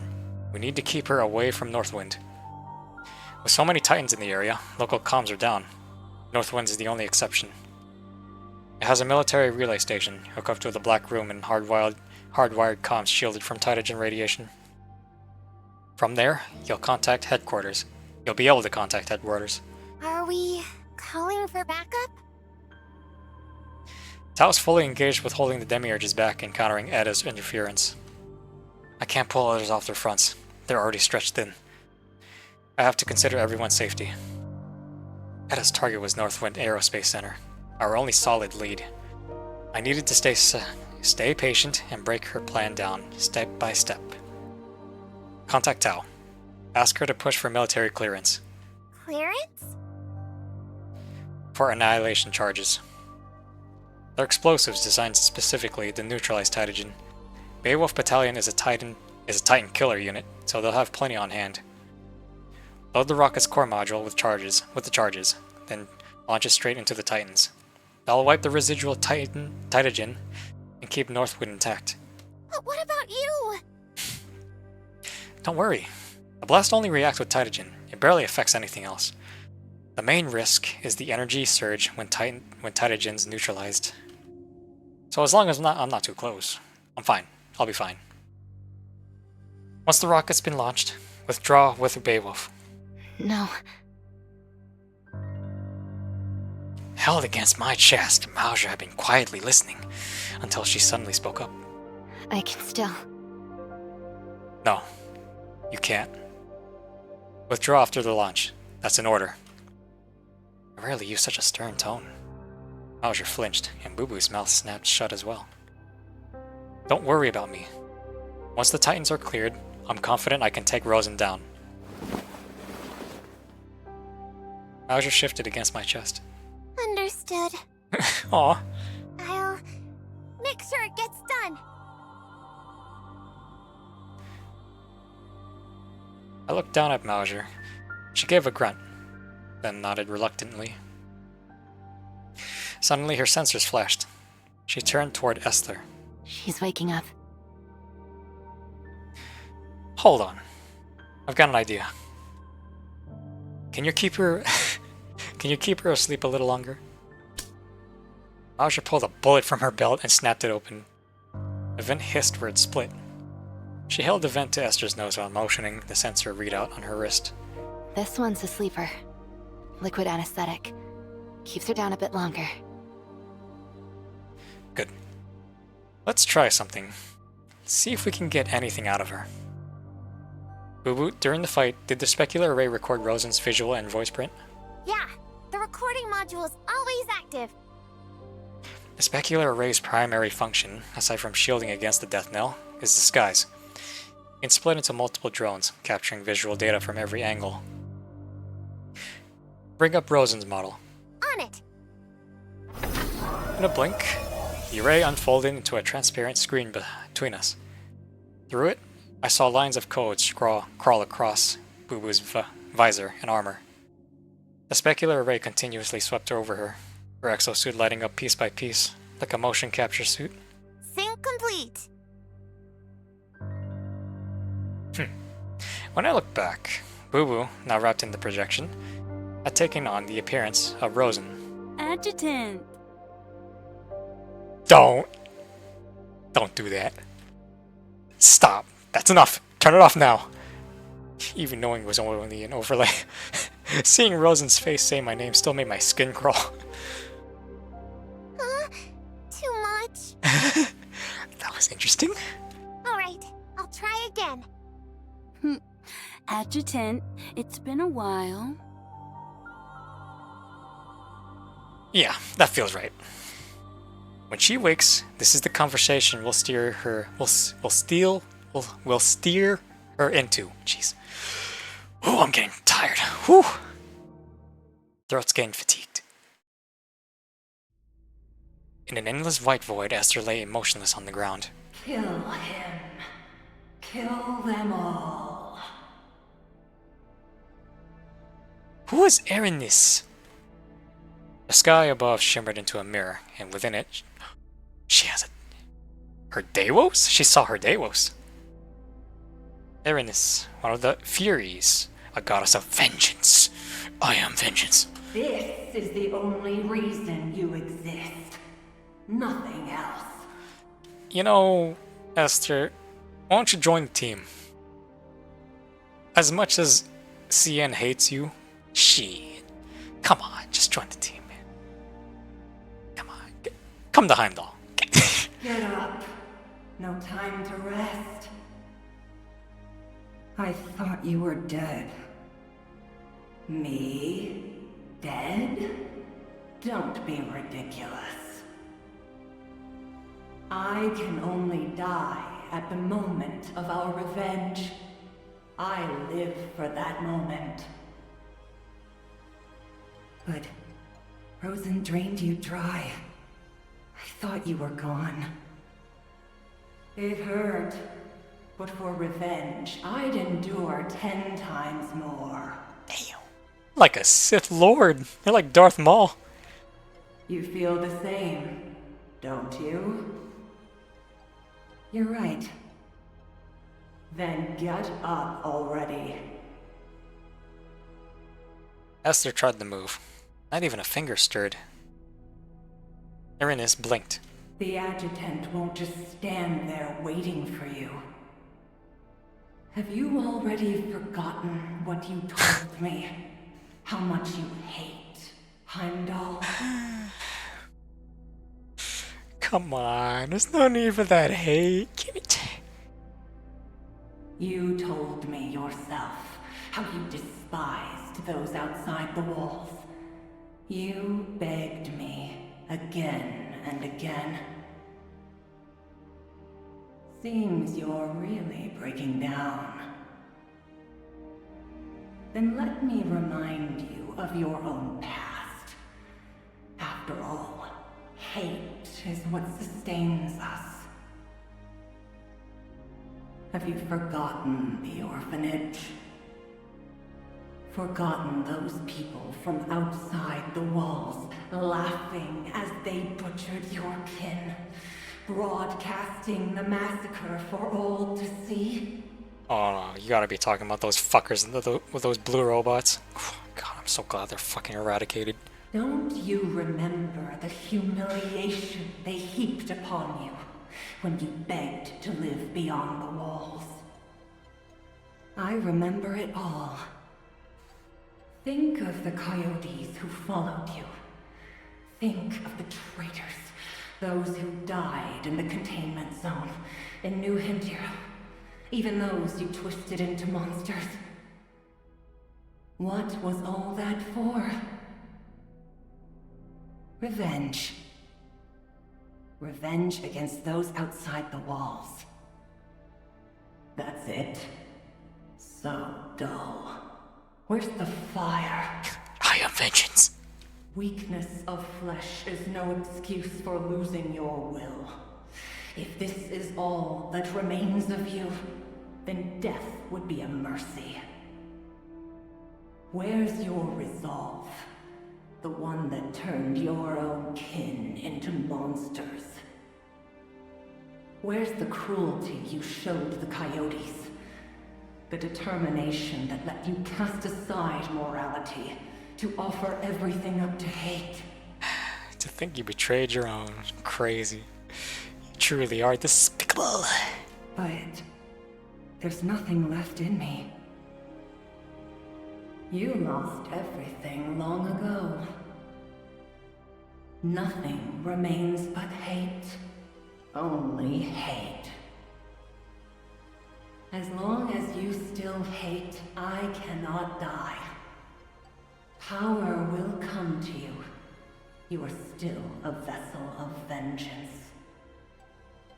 If hatred only exists in strength, then it was never true hatred. The one who only strikes once they've grown strong, that's the coward. What? I see it now. I'm waking up. This isn't over yet. She struggled to rise.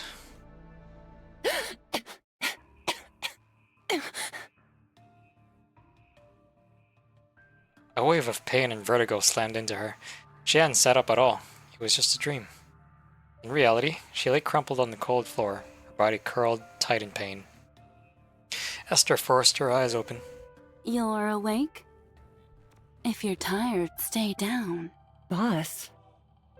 A little slower, boo-boo. She forced herself to sit upright. Pain raked through every inch of her body. She was a wreck. She had always stood behind Rozan, never brave enough to meet her eyes, but still on her feet. She traded almost everything. Her pack's loyalty, her pride, even her will, for a single shot at vengeance. Crazy. God, despicable. And now, she couldn't even stand. She just knelt there, waiting for whatever Rozan had in store for her. So, you've realized you're no longer a demiurge. No, not yet. I can still serve as a vessel. If I get more Titagen, I can recover. That might work. There are plenty of Titans out there. But you haven't forgotten why I'm here, have you? Titans. I remember. Kill the Adjutant, or use him to kill Sisyphus, and perfect your fusion with the Deimos. Good job, Esther. If there are Titans out there, I can host their Titagen again. Erinus will awaken and... Host Titagen again? It's possible, but are you sure your body can take it? I can. I swear it. If it helps you kill the Adjutant. Esther, can you not tell how different the cadence in her voice is? You fool!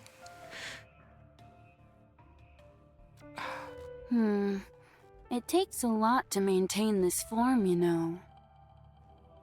I think I can make it happen. Please just give me one more chance. It won't cost you anything. If it works, you'll have 2 chances to perform the fusion. 2 chances. Rozan murmured to herself. Clang. Without warning, Esther's vision went black again. God. Pain exploded at the back of her neck, and she slipped under once more.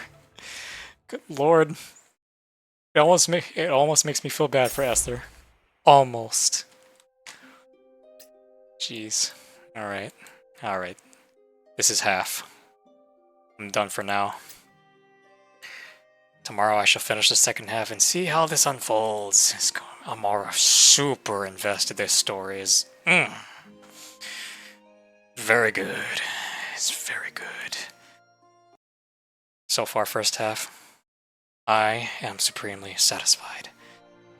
I shall see how the climax will be.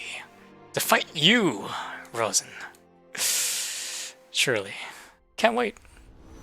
But alright, it's already super late. It's 6:18 a.m. I'm tired. This video's been going on for 3 hours already. God damn, I called it. I had a feeling this would last 3 hours for a first half. But okay, that's it for me. Until the next one, tomorrow, I shall finish this. The second half, I shall finish it, and I shall experience it. Yes. But okay, yep. That's it for me. Good night, everyone, and until the next one, which is tomorrow, for the second half of Reflection of Valor. Bye-bye.